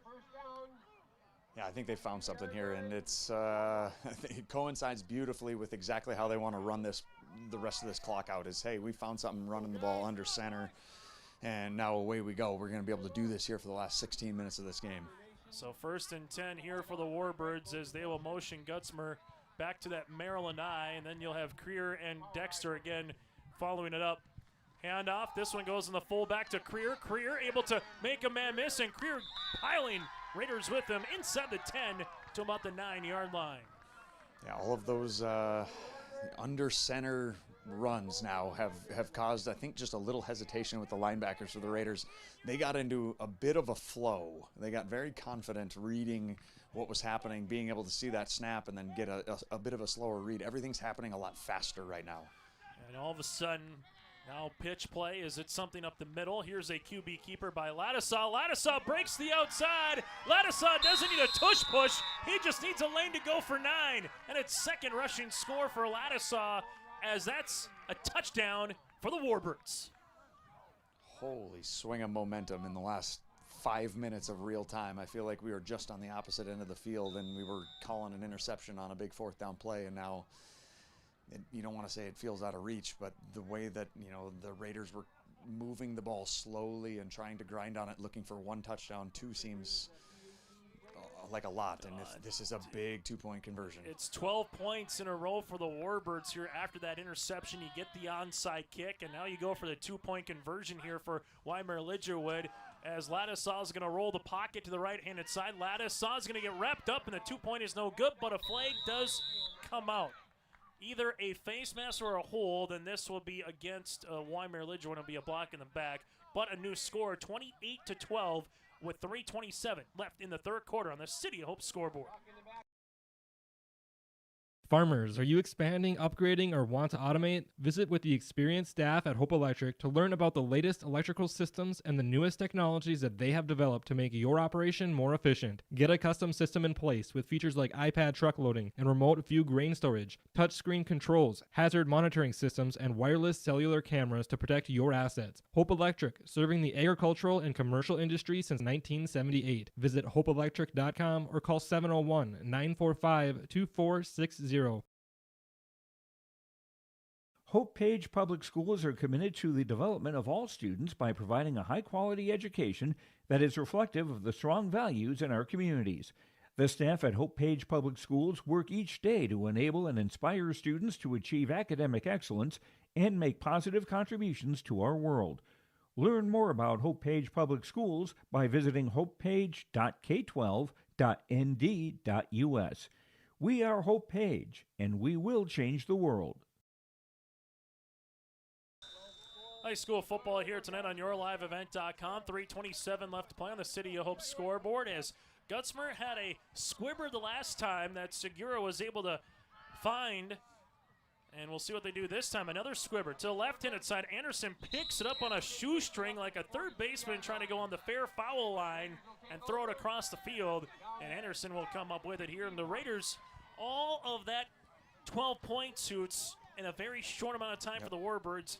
It's still a two-possession game. However, you need the two-point conversion. I'm starting to sound like the common man. Touchdown, onside kick, two-point conversion, and so forth. Yep. However, it's still a two-score game, but all the momentum very much so on the Warbirds side. I think I would feature Preston Dowes on this possession. Let's see if we can get him to get us back in the end zone here in this possession. If you're, calling the plays for the Raiders, it's, need the ball in your best player's hands here and let him try to get you back in this game. As we'll see what Maple River will call here as they will go trips to the right-handed side. In the pistol is Bierke. Bierke has some time. They send 3 out in the pattern. Bierke on a crossing pattern for Anderson. Incomplete. Warbirds have done a good job keeping it in front of them. Anderson on a crossing, man, one up the seam and one on the outside, and the Warbirds kind of had Bierke say, good luck, you need to throw that nearly perfectly to get the pick. Yeah, that was a great combination of coverage downfield along with good pressure, forcing him to not be able to, I think he wanted to hit Dowes on that wheel again there to try to swing the momentum back in the Raiders' way, but they also had that deep cross from Anderson, and I think his first read was to go to Dowes, but when you got everybody covered, that really forces the young quarterback to have to go through progressions, and that's tough. Bierke 5 of 18 through the air so far this evening. Warren will come in. They will pitch it to Dowes, trying to get to the outside.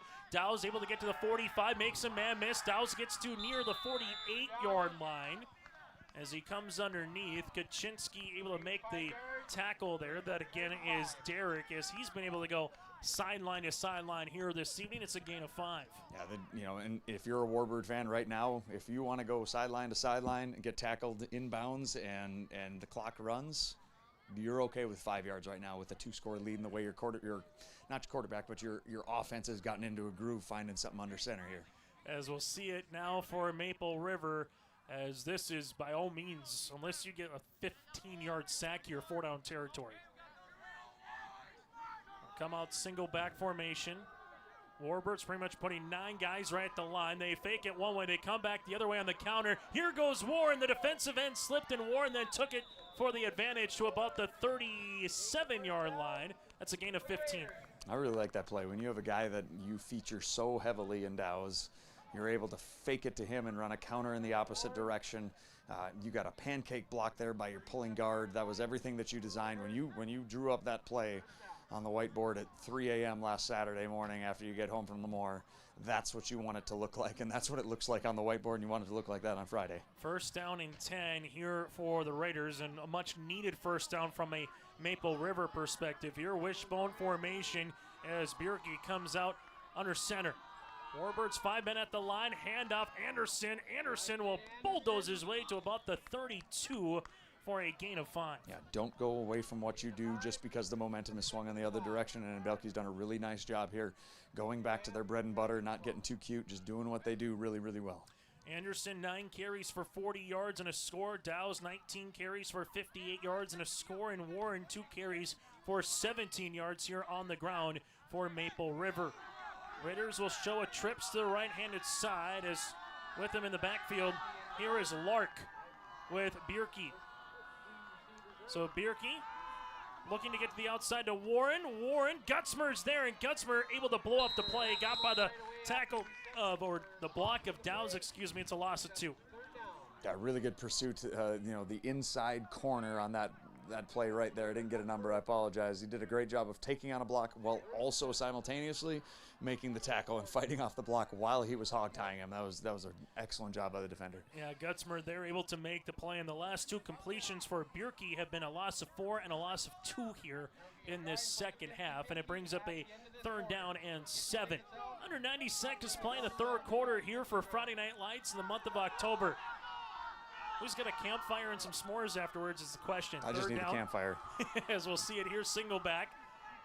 Dowes on a little misdirection play, but Kackman had none of it as it gets back to line for a 4th down and 7.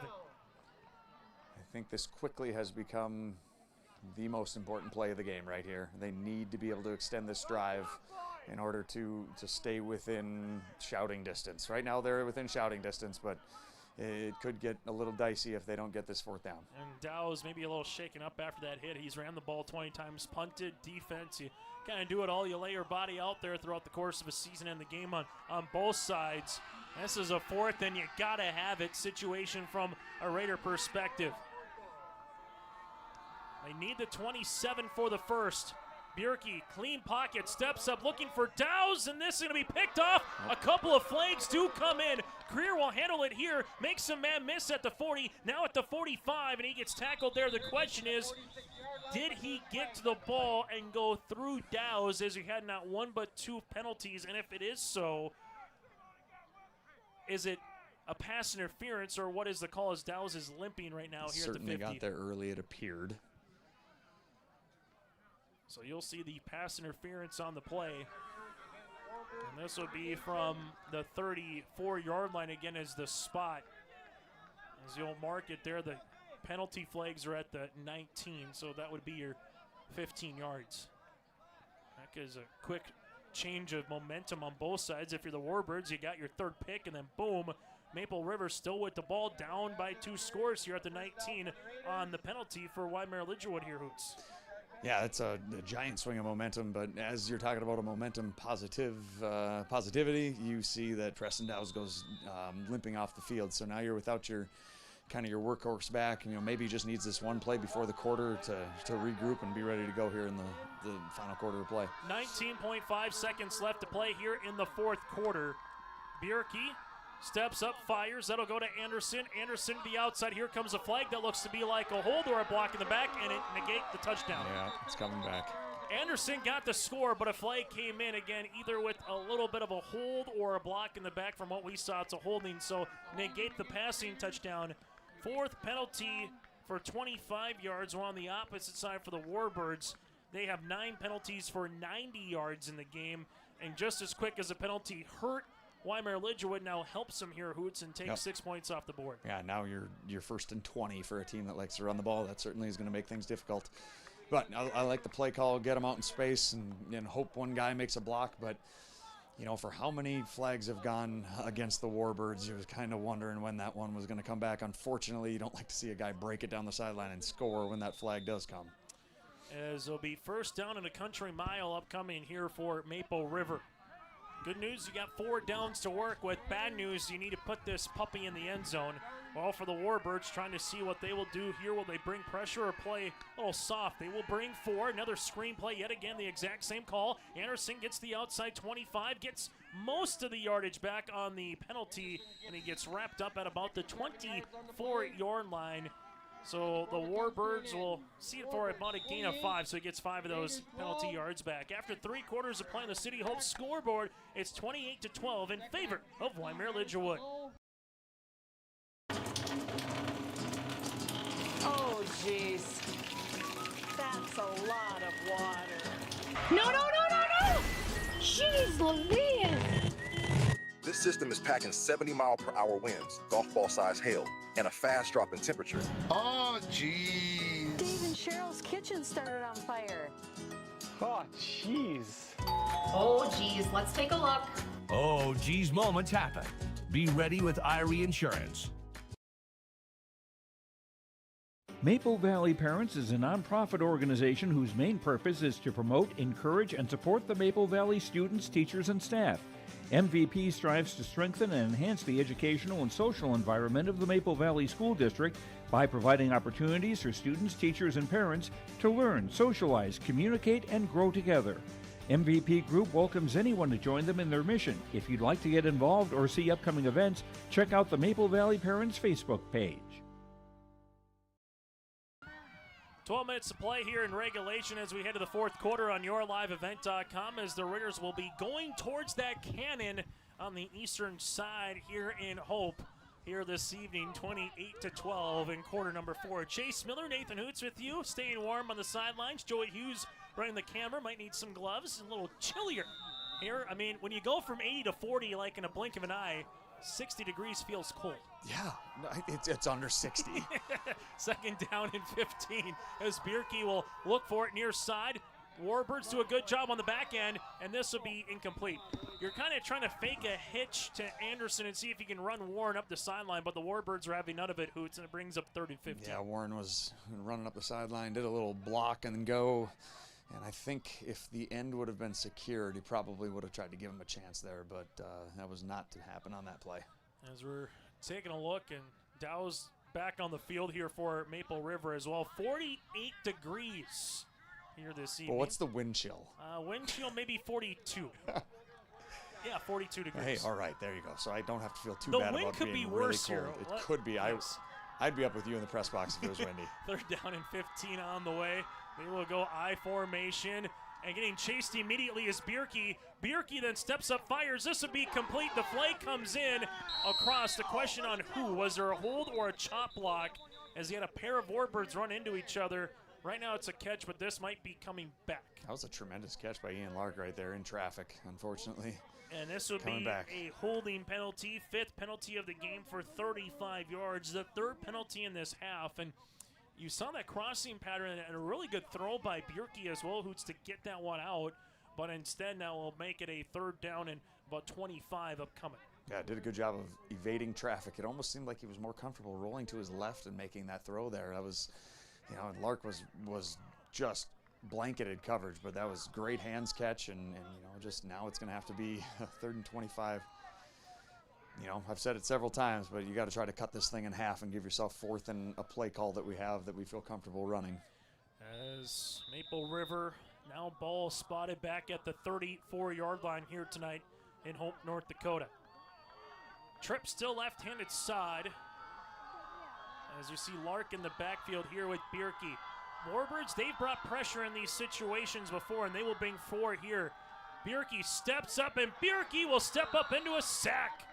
The defensive end came up on the outside, and coming up and wrapping him up in the backfield is Kaczynski, as it'll go back to the 39-yard line. It's a loss of 5. They're right. They brought pressure in those situations in the past. They did it again, and now it's 4th and really, really hope that your line holds up and you're able to get the ball 15 to 20 yards downfield and make somebody miss. In a situation like this, Hoots, with you need 30 yards, do you play field position and punt, or do you say, let's just throw the Hail Mary, so to speak, in a play like this? I think you got to go for it here. There's not a lot of great unless you have a really great fake punt, but getting 30 yards is going to be unlikely no matter what. Maybe just almost got to hope for a penalty, which is sad. Trips to the right, 1 to left. Bierke, here's a hook and ladder play opportunity. There's the hook. The ladder goes up. It's in the air, and eventually it will come down for about 4 yards. So you tried the quick hook and ladder on the far sideline as they were looking, and eventually they did get a couple of yards on the play, but you had to go to your bag of tricks there, Hoots, and the Warbirds are ready for it. I appreciate that, Belke is willing to, if he's going to go down, he's going to go down swinging. He wasn't going to throw something that he's uncomfortable doing. I've heard the guys talk about how they've worked on that in practice, and they, it's kind of brought a little pep in their step when they get to work on those type of things that, later in the year. Go to your bag of tricks, see what can happen. You never know.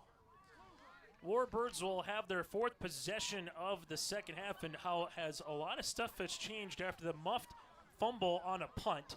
You get the pick then in the end zone by Ladislaw from Wyndmere Lidgerwood after the missed muffed punt, and all of a sudden, boom, couple of touchdowns, and it's a brand new score. Who it's not right now is kind of your play, if you want to call it games within a game, where you say, where did this one go positive or negative? And Maple River always had the chance to break through the dam and take a lead, but they never could.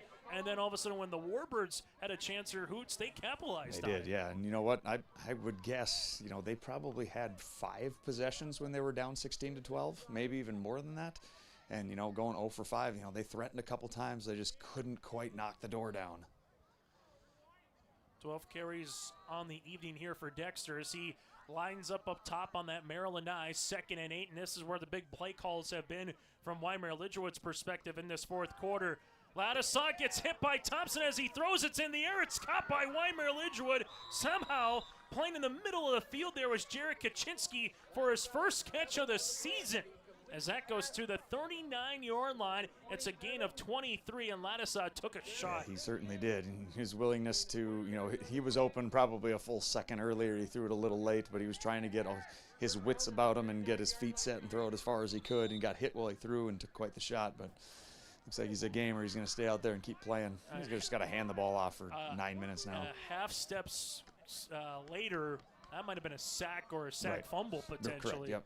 Instead, he takes the shot, wearing it right now on his left shoulder, but he able to get the first down and flip the field a little bit here as well. Clock continues to move here on the City of Hope scoreboard as Lattisaw just waiting to see that play clock get to about single digits before he will have this football off. That'll go to Creer. Creer weaving his way to the 35. Little juke move to the 30.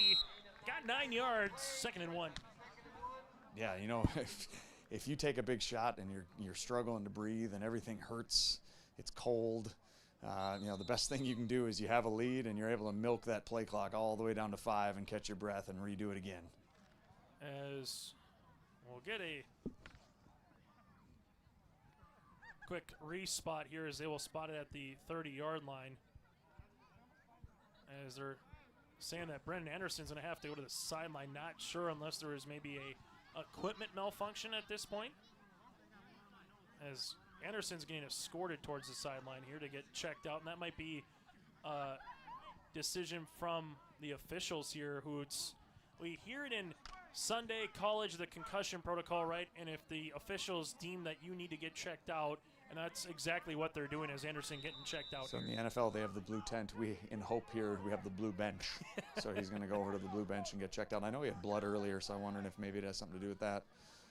2nd down and 1 upcoming as Anderson will come out of the game, and the Warbirds looking to see if they can wrap this game up. A touchdown here would nearly sulk the game away to get up by 3 scores with where the time is here in this 3rd quarter. And for the Warbirds too, Hoots, you know, the old gamesmanship, they're going to take as much time off that clock as it continues to work until you get to single digits, then get ready to hand the football off again here, more than likely for Lattisaw.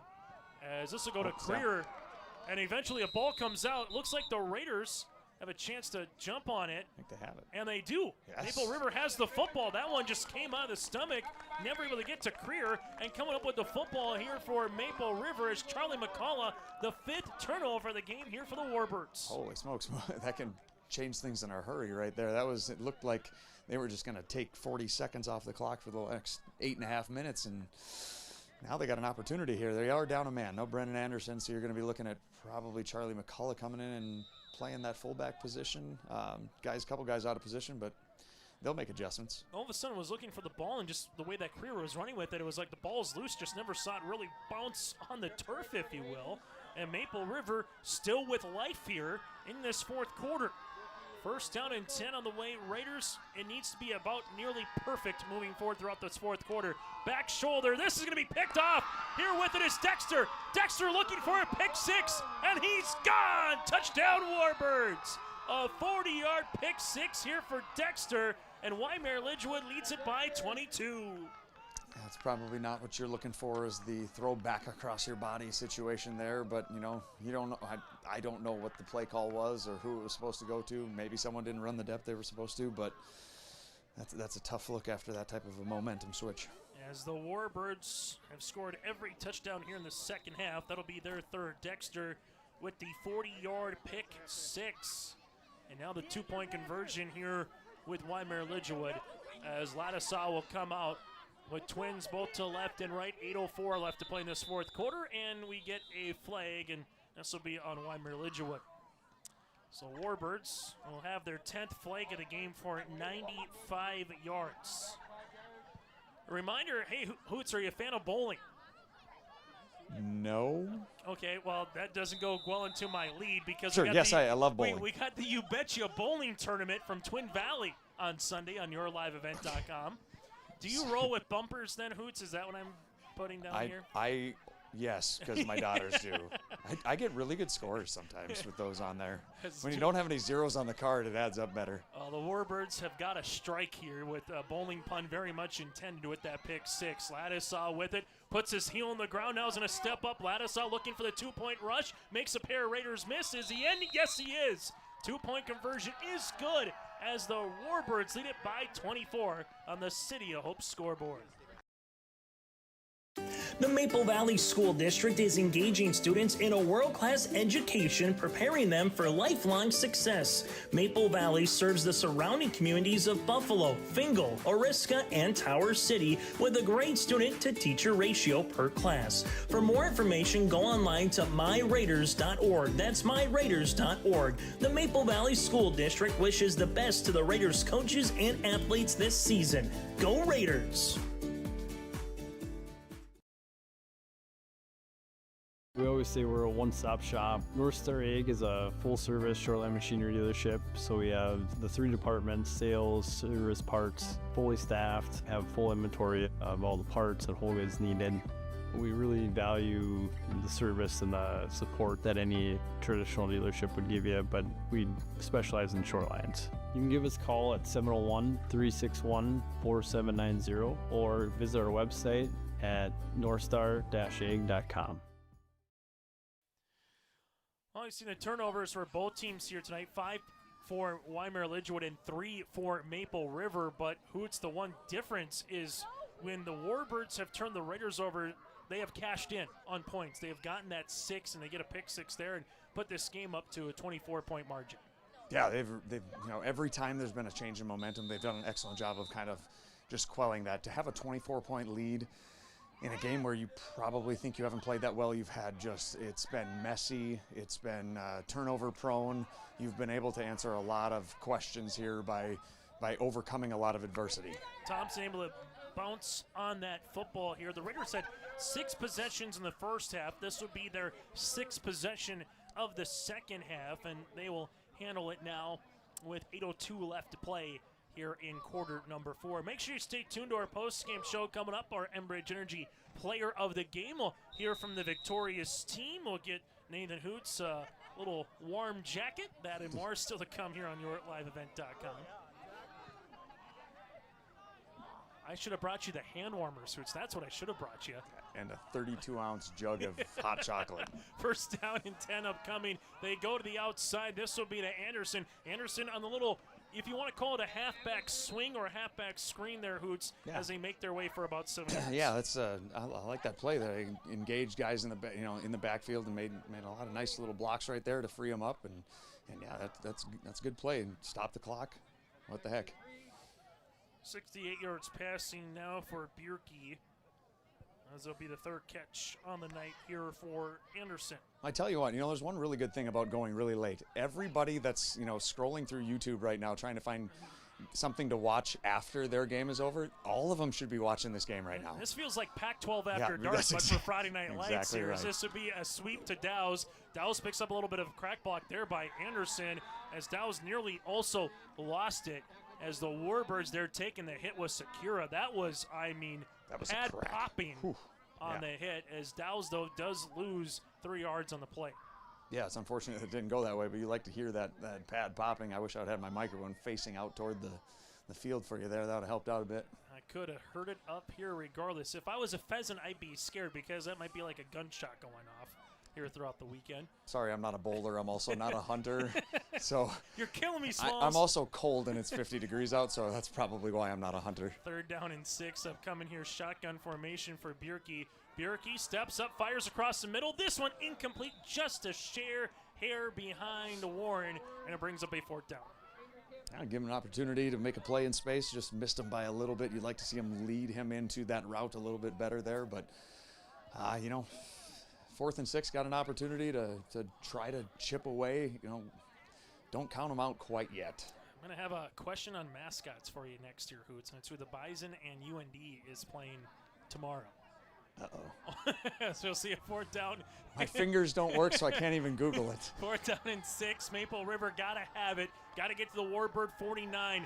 Bierke with a 3-man rush going across the middle. Incomplete. It'll be a turnover on downs. So another defensive stand here for the Warbirds in this second half. Defensively, punt, pick, downs, interception, and downs here with 2 interceptions here. Warbirds running the football. So NDSU has a date with the Salukis tomorrow. Yep. UND plays the Penguins. Mm-hmm. Do you know what a Saluki is? Because I know that's a you dog. Okay, there you go. Yep. From where? Where are the Salukis? They're yeah. Southern Illinois? Well, okay, yes, technically right, but where does the Salukis originally originate from? Chicago? You need a phone a friend? Yeah, I do. Okay, Egypt. It's an Egyptian Oh, really? Okay, dog. all right, Yep. I like that. Yep, all right. Warbirds will handle it here. 1st and 10, ball at the 45-yard line, as Ladasal with the pitch. That'll go to Dexter. Dexter with a couple guys on in front of him. Dexter gets to about the 40-yard line right underneath us. It'll be a gain of 5 yards. On the opposite side, I don't need to ask you what a penguin is, I don't believe, right? It didn't originate in Chicago, I can promise you that. Second down and 5 upcoming here. Dexter, 13 carries for 62 yards. Pair of interesting games, though, from the Missouri Valley action. NDSU, you try to bounce back again with another win at home. Hold on. Can you bounce back if you didn't lose? This is true. I mean, okay, I mean bounce back in terms of keep the line on the tracks as they've been able to do this year. Yep. While UND, after a drubbing win of UNI, what will they have with Youngstown State? Second down and 5 as they go underneath the center again. Fullback little trap play, getting for about 2 yards on that one here for the Warbirds. As Wyndmere Lidgerwood able to make their way for a gain of 2. That'll go to Michael Anderson, the freshman. Yeah, rotating a couple guys in here to get him a couple carries as the game moves on. I did get warned by the official to move back, so I got to stop wandering like I'm a coach here. So okay. So I don't. If I get a sideline warning, does that go to Maple River? That doesn't go to your live event. We're not paying the fine. Okay, good. Third down upcoming and 3 as Lattisaw here just going to take a look at the clock. Again, you step out of bounds, the clock will stop regardless. 6 minutes left to play here in the fourth quarter. 9-man football in Hope, North Dakota. Handoff under center.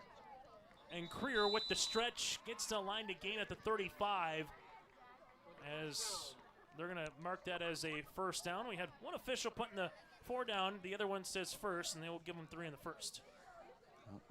Keep the chains moving, doing a nice job of just running between the, 9-man running between the ends and making sure that, there's no chance to stop the clock here. If their ball handling is good, it's possible they could even end the game on this possession. 7 carries, 132 yards so far for a career, and a rushing touchdown of 77 yards for the Warbirds. As the Warbirds coming off a 52-20 win against Griggs Dakota last week, will have their senior night hosting the Richland Colts, who got drubbed to Lemoore Litchfield Marion earlier tonight. As Wyndmere Lidgerwood with this win will improve to 4-4 on the season as well. Lattisaw, fullback dive, goes to Anderson. Anderson barreling his way for a gain of about 4 to 5 yards. Yeah, if they could just keep chugging along, they're winning that initial surge and allowing him to make sure he's not getting touched in the backfield. If you can do that, you're going to probably be able to churn out a couple first downs here and essentially put the game on ice. Also, some other scores across 9-man football here this evening. You saw Lemoore Litchfield Marion over Richland 72-12. A final here tonight, Cavalier over Larimore 40-22. South Border all over Griggs Dakota 55-18. For some 9-man scores, we'll get to some others as they continue to make their way through. As Owen goes back under center. Lattisaw hands this one off. That'll go to Dexter, and a shoestring tackle by Gabe Burnson here, and it'll be a tackle of a loss of 1.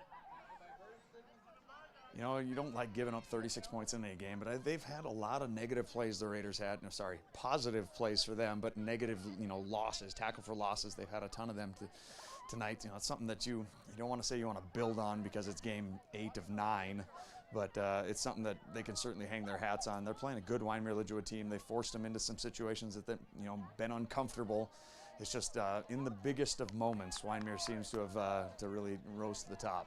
Interesting scores in 11A football. We'll get to that after this play. 3rd down and 6. Handoff. That'll go to Creer. Look at him. Bop, hop, and drop to a first down to the 24. As that will make its way for a gain of 7 yards, 8 carries for a $139. Lisbon now in control of hosting a playoff game. Not in control. They lost to Hillsborough Central Valley 16-0. Also, Valley City stays alive in the playoff race with a 30-14 win over Oaks. So all of a sudden the Tornadoes, Valley City with the same region record, Hillsborough Central Valley with a large win, and Ellendale Edgeley Cullum able to go to Hunter tonight and pick up a win this evening, 28-12 in Region 1A football. Yeah, if you want to see some interesting scores, look at Hillsborough's scores this year. It seems like they're either shut out or they're shutting out in every single game. That's what happens when you have a good defense. 1st down and 10 upcoming for the Warbirds as this clock nears the 3-minute mark. Looking to pass, Lattisaw puts his foot in the ground, throws, fires, caught, end zone, touchdown. There's your exclamation point to Kackman. Kackman with his 2nd receiving touchdown of the night. his third of the season, and that puts him on an impressive evening as well. 6 receptions on the evening for Kackman. Yeah, you just lull him to sleep with all of those big-time touchdowns, and then, you hit him with the play action. That's absolutely fantastic. Great play calling and just kind of the dagger that you need right there. I never thought we were going to get to running clock tonight with the way the game was going in that third quarter, but here we are. Put that on your bingo card, as it'll be now 6 receptions for 108 yards and a receiving touchdown. 9-man football, gotta love a point after attempt. Here comes Dylan Fowler for an odd score in 9-man football. Clean snap, clean hold, right-footed kick is blocked. As this will be an even score, but it is still a 30-point margin on the City of Hope scoreboard. Visit the new Cywick Lumber and Hardware in Hillsboro. They have everything you need. Explore our large selection of quality hardware and building materials, perfect for every project. Inside, you'll find Valspar paint to brighten your home, top-of-the-line Milwaukee and DeWalt tools for every job, plus all the essentials for a successful harvest. Flashlights, glass cleaner, paper towels, scrapers, grain shovels, and more.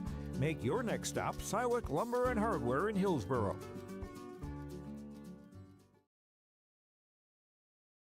Buying and selling heavy equipment at purplewave.com saves time and money. We handle all of the details, including pictures, videos, marketing, titles, and payments.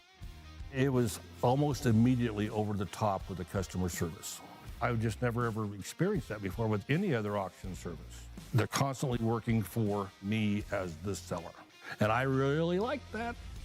Purple Wave Auction is straight, simple, sold. High school football here this evening on YourLiveEvent.com, as Kackman has definitely put his name in the hat for our player of the game here in this one. Also in the WNBA, the Las Vegas Aces complete the sweep of the Phoenix Mercury to win their third WNBA title in the past 4 seasons. So WNBA action is officially done. Hockey is officially begun. NBA around the corner. It's the changing of the seasons, as this would be an end-over-end kick. It'll make its way to Anderson. No more, and excuse me. And that'll go to about the 30-yard line. Did you watch Asia Wilson's game winner the other night? That was impressive. I saw it, and they asked her afterwards, what did you draw up? And the coach goes, I said, give it to her. Like, it wasn't much of a play. I just said, go make a play. Yeah, I don't remember who it was. It was, we're talking ways back, but it was like something like, get the ball to Michael and get out of the way. Yep. That was the same thing right there. It was just a simple pin down, get her the ball at the elbow, and then let her score. As the Raiders will come out here with Anderson in the backfield. Bierke here at the 25-yard line. 2:15 left to play here in this fourth quarter. Bierke rolling the pocket to left-handed side. Got it, maybe hit when he threw it. That was nearly a pick as Dowse was there. Dexter as well, as Dowse took another shot here as Dexter trying to help him off the field. As you hope Dowse is all right here as he will come off the field here for Maple River. As both teams will go to their respective sidelines, we'll take a break with them late quarter number 4 on YourLiveEvent.com. For trusted news, weather, and sports from your community, look to R&J Broadcasting Incorporated, KRJB, KRJM, and KKCQ Radio, and rjbroadcasting.com. Hear local voices from local radio with news and information from the area. Your information stations, KRJB, KRJM, and KKCQ Radio, and rjbroadcasting.com, local voices from local radio. High school football here tonight on YourLiveEvent.com. All I know, it's getting chillier here on a Friday evening. That's also on the lunch patrol tomorrow at tailgating. Is chili and hot dogs, chili dog suits. Are you a fan of chili dogs? Yes, okay, absolutely. You put Shame cheese on on your there? Yeah, okay, sour do cream. you put the Fritos on there? If they're available. Oh, I love a good crunch. Here we go, second down and 10. Upcoming ball spotted at the 30-yard line. Trips to the near side as we'll see Bierke here again back in that gun formation. Throws right underneath us. That'll go to Anderson, and he penguin slides his way to the 40. You'll be eating chili dogs. I have an 8 a.m. game in Page tomorrow morning, so I just hope the popcorn's popping by the time I show up. So what's the scouting report tomorrow for basketball? Well, it's a big-time game. It is Maple Valley versus Hope Page. So, bragging rights. Yeah. Pick them up at the half line, cause lots of havoc, and hope to make your layups. What age again? 4th, 5th, and 6th grade There girls. There we go. Got to make your layups in 4th, 5th, and 6th grade. Right. 3rd down and 1 here for the Raiders as they will come out. Trips to left-handed side. Warbirds with 3 down linemen. As Bjerke will see it here. Bjerke throwing. This will be incomplete. Trying to find that little hitchback. Hoots for about 9 to 8 yards there. Anderson makes it 4th. Yeah, and I think Wyndmere's obviously they're going to give up anything underneath right now, and they're becoming more and more aggressive playing the ball in the air as the game has gone on. It's early on it was the passes weren't necessarily terribly close. He's gotten more accurate as the game's gone on, and they make excellent plays on the ball while the ball's in the air, combined with getting a good pass rush throughout the game. This game is nearing the 2-hour and 30-minute mark here tonight in Hope. As we'll see a 4th down upcoming here for the Raiders. Warbirds will bring 3. They get the ball up quickly to Dowse. Dowse gets the outside, gets the first, and some to the 50. Dowse gets pushed out of bounds into Warbird territory. They will mark him at the 45-yard line. Trying to sneak one more play in here with this running clock. See if you can get one more score. Make that 3 catches for 46 yards here for Dowse, as he is got 101 yards here of total offense on the ground and in the air receiving. Bjerke gets the play off. They're faking the screen. They're looking down the field. 2 Dowse at the 20, incomplete. And that's how we'll end our 4th quarter play. On the City Hope scoreboard, the Warbirds improve to 4-4 on the season as the cannon scares me this time and goes off 42-12 here in Hope, North Dakota. Again, your final, Wyndmere Lidgerwood with the win as they shut out Maple River for the final 3 quarters of the game defensively. 8 turnovers combined in this one, but a win for Wyndmere Lidgerwood. We're back with our post-game show around the corner. That is next. If you have concern or questions about the mental health of yourself or a loved one, Trail District Health Unit's Credible Mind platform offers convenient and confidential resources to help inform you about mental well-being. Credible Mind offers 21 different assessments to guide you in your mental health journey, from sleep quality and burnout to anxiety and depression. To get started today and learn about your mental, emotional, physical, and spiritual health, visit traildistricthealthunit.crediblemmind.com. Stay up to date all year long with your live event from our social platforms with X, Facebook, and YouTube. From the latest coaches show to watch game broadcasts back on demand from earlier in the season. Search your live event on YouTube and hit subscribe. Outside the 3-point arc. Pick and pop here with Spaeth into the left side corner. 3, good. For the complete and most up-to-date schedule throughout the year, head to our website at yourliveevent.com. As we continue on our post-game show here tonight from Hope, North Dakota, it's now time to get to our Enbridge Energy Player of the Game. Go to Enbridge.com for career opportunities. Life takes energy. That is Enbridge.com. How about this stat line for Sebastian Kackman? Coming into the game, 8 catches for 134 yards and 1 touchdown. He will leave here in 4 quarters of football with 6 catches against the Raiders for 108 yards and 2 touchdowns. He nearly did what he had for a season in 1 game tonight, and Hootsy made a couple of big-time plays, and Ladislaw was going at him early and often here in this football game. So I think that's a Straney problem, right? What has he been doing for 7 games? No, he showed up big time. He made contested catches. He's a big target for them down the field. If they can get their running game going and then feature him in the play-action passing game, that's something that is a big-time 1-2 punch, and something that I'm sure Coach Straney will be probably dialing up a little bit more next week. As we go from there to our Agassi Precision Egg play of the contest, the backbreaker, right? All of a sudden, you punt the football away if you're Maple River. You're down by 4. It's a muff pump by Dexter. You get on it at the 35-yard line. A few plays later, it's a 4th down at about the 15. Bjerke just trying to make something happen on a 4th and long, and Ladislaw gets the pick, and boom, 2 plays after that, it's a 77-yard fullback, almost trap play, Hoots, that found daylight, and Creer took off 77 yards, and those plays went from oh no to yes to oh no to yes, teeter-tottering back and forth, and the Warbirds finally made the stand and put the ball in the end zone. Yeah, you just hope as a coach that you're able to, if there are momentum shifting plays, you're able to withstand that if you're on the wrong side of it, and then ride that wave of momentum if you're on the right side of it. And Wyndmere Lidgerwood did a tremendous job tonight of taking advantage of those little situations. They made the big play in the end zone. There was, 4 minutes to go in that third quarter. Yep. And then, like I said, in real time, it felt like 5 minutes, and it was interception, touchdown, onside kick, touchdown, and it was just like the game completely got out of hand in a matter of moments. And, Wyndmere did a great job of making sure they're on the right side of those moments. That is, again, our Agassi Precision Egg Play the Contest. That little 3-4 possessions in a row, as Nathan Hoots alluded to here on yourliveevent.com. Brought to you in part by Agassi Precision Egg. Get ready for the upcoming planting season in the spring. For more information, visit planterdoc.com. That's planterdoc.com here in this one. We'll take a timeout. When we come back, we'll take a look at the final numbers, get to our post-game interviews, and bid adieu here from Hope when we return. Cywick Lumber and Hardware Hillsboro is completing post-frame buildings 80 by 80, 80 by 160, even 80 by 200. Need an addition or shop reskin? Cywick Lumber and Hardware has all materials. They'll complete to your customized building requests. Bifold doors, hydro doors for farm buildings, and metal sail steel for durable construction. Whether it's new, an addition, or a repair, every building project can be done with Cywick Lumber and Hardware Hillsboro. All materials, all in one place. Visit or call Cywick Lumber and Hardware Hillsboro.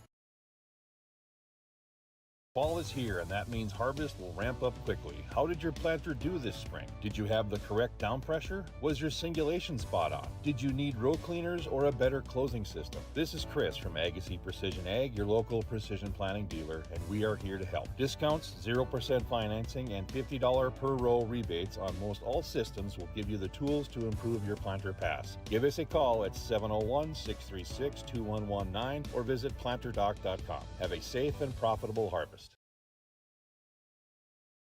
Homegrown local radio is now worldwide with 24-hour streaming. Download the RJ Radio app to hear local voices from local radio with KRJB, KRJM, and KKCQ 24 hours a day from anywhere. You can listen to your favorite programs like the RJ Family Morning Show, local news, farm markets, music, high school sports, church services, more from anywhere. KRJB, KRJM, and 96.7 KKCQ is streaming on the RJ Radio app. Download it to your device and take us with you wherever you go. As we come back here on our post-game show, these interviews brought to you in part by Dakota Heritage Bank, and standing by with a couple of victorious Wyndmere Lidgerwood Warbirds here is Sebastian Kackman, but right next to Mr. Nathan Hoots is Jackson Creer. Hoots, let's take it away with you. Yeah, I got a couple big-time players from tonight's game. Let's start with you, Jackson.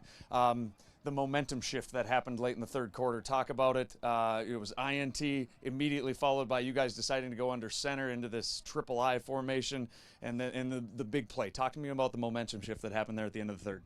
That momentum shift was huge for us. Honestly, we were struggling that first quarter, trying to figure out what we were going to do. And when we came out of half, we decided what we were going to do. We were going to try it. It was kind of something new to us, and it worked out for the best. It was huge. Yeah, absolutely. Talk to me about how often do you guys practice going under center? It seemed like the entire first half it was shotgun every single play, a lot of reads, a lot of powers out of shotgun. How often do you practice working under center? Not much, barely any. Just watching the quarterback exchange on that very first one made me question and want to write that question down for you.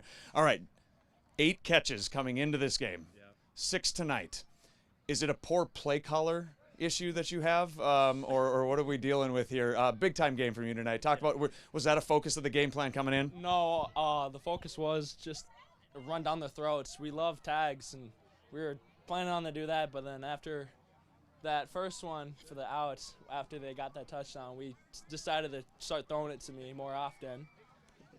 You guys played a tremendous game. I'll let you get you out of here on this. Last game coming up next week, senior night. Talk to me a little bit about what the seniors have meant to this program. Seniors are huge. They're everything for us right now. We want to go out there. We want to give them the best every time we're on that field for them. And hopefully we can make this last one count and make it memorable for them. All right, great game tonight, guys. Congratulations on the win, and good luck next week. Thank you. Thank you. Thank you very much, Nathan Hoots. Join us now. From there will be the head coach, that is Scott Stringy, on this interview, brought to you in part by Dakota Heritage Bank, as well as the Warbirds. And Scott said in our pregame, our goal is to win the last 3 games of the regular season. They've won 2, trying to get the 5th one next week. Hoots, let's toss it back down to you here with the head coach. All right. I didn't get to talk to John after the game, but leads your team in rushing and receiving and touchdowns. Talk to me about above and beyond the stats, what he means to you as a team. First of all, I have to say those who can't coach end up being commentators. Hey, fair enough. I made that comment when I made a poor prediction, so that's okay. Yeah. Anyway, John's been special for us all year. He's late to the game. I talked to Chase about this earlier. That he just started learning football, I think, his sophomore year, and he just gets better and better. He could take the cap off at any point. Just electric, very good athlete, and he had play of the game, I would have to say, in that defensive pick 6. Him or Jackson's big run would have been plays of the games. All right. My question is, did you have a mindset change as a play caller after Maple River got it down almost inside the 20? You guys got the interception, and then you kind of looked up, and I think there was about 4 minutes left in that third quarter. Was there a mindset change of, hey, I think if we just start grinding things out, maybe things will go our way, or was there any change when you decided to go under center? Well, we were throwing picks. If you're throwing interceptions, and the kids at half, some of the linemen were like, we should try triple I. And, we had the first series that didn't go real well, and second series was a pick. It's like, okay, hey, let's do what the players want to do. We don't do a lot of triple I, but obviously they were hungry for it, and they wore them down there. It was a big, if you look at the score, it was 16-12, and now it's 42-12. So great job by the team responding. Absolutely. So let's talk about defensive adjustments you guys made. I thought it was going to be a race to 50 after about the first 10 or 11 minutes of this game, and then all of a sudden they didn't score the rest of the game. Defensive adjustments you guys made. Well, a lot of it is when you're playing, you get to figure out the speed of the game, get to figure out their strengths. We talked about take away their best plays. Okay, go back to film work.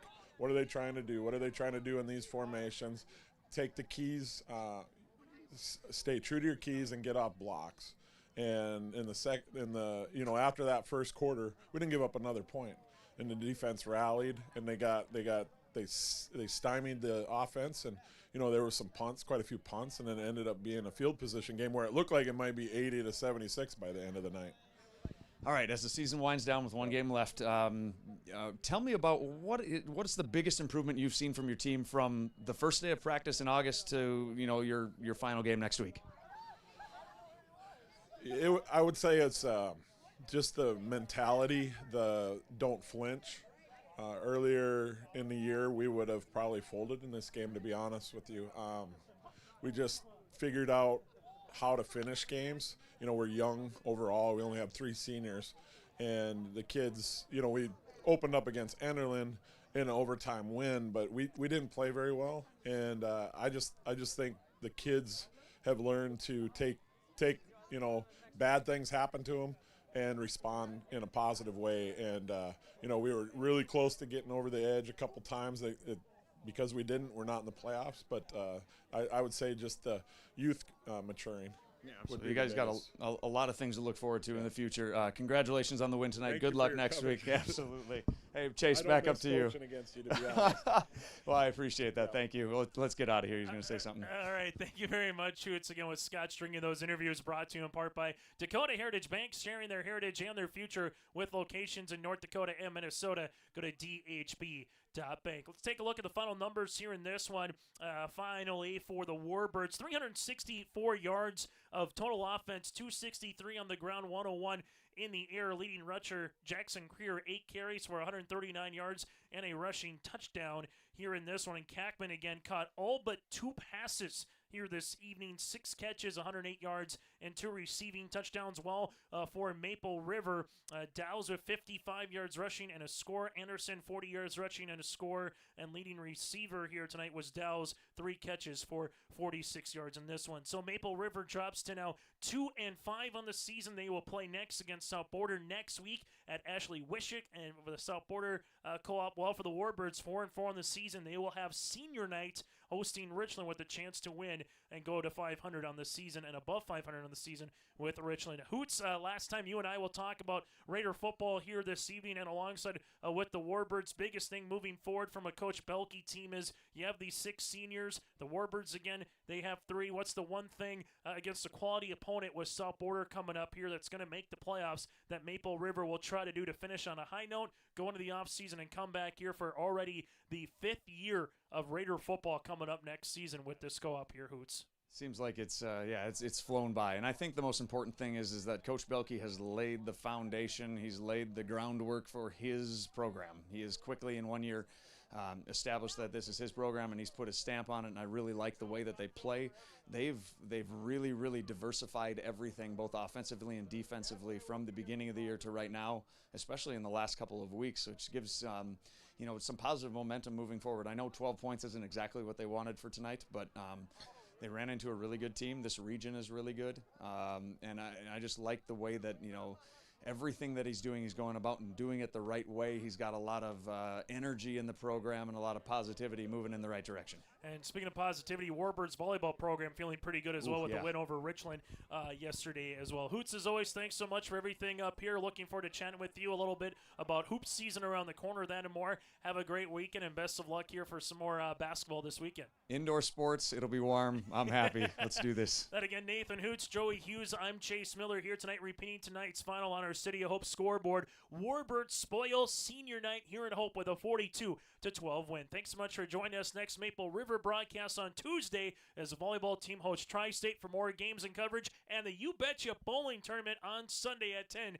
Go to yourliveevent.com. Until then, have a great rest of your weekend, and good night from Hope, North Dakota.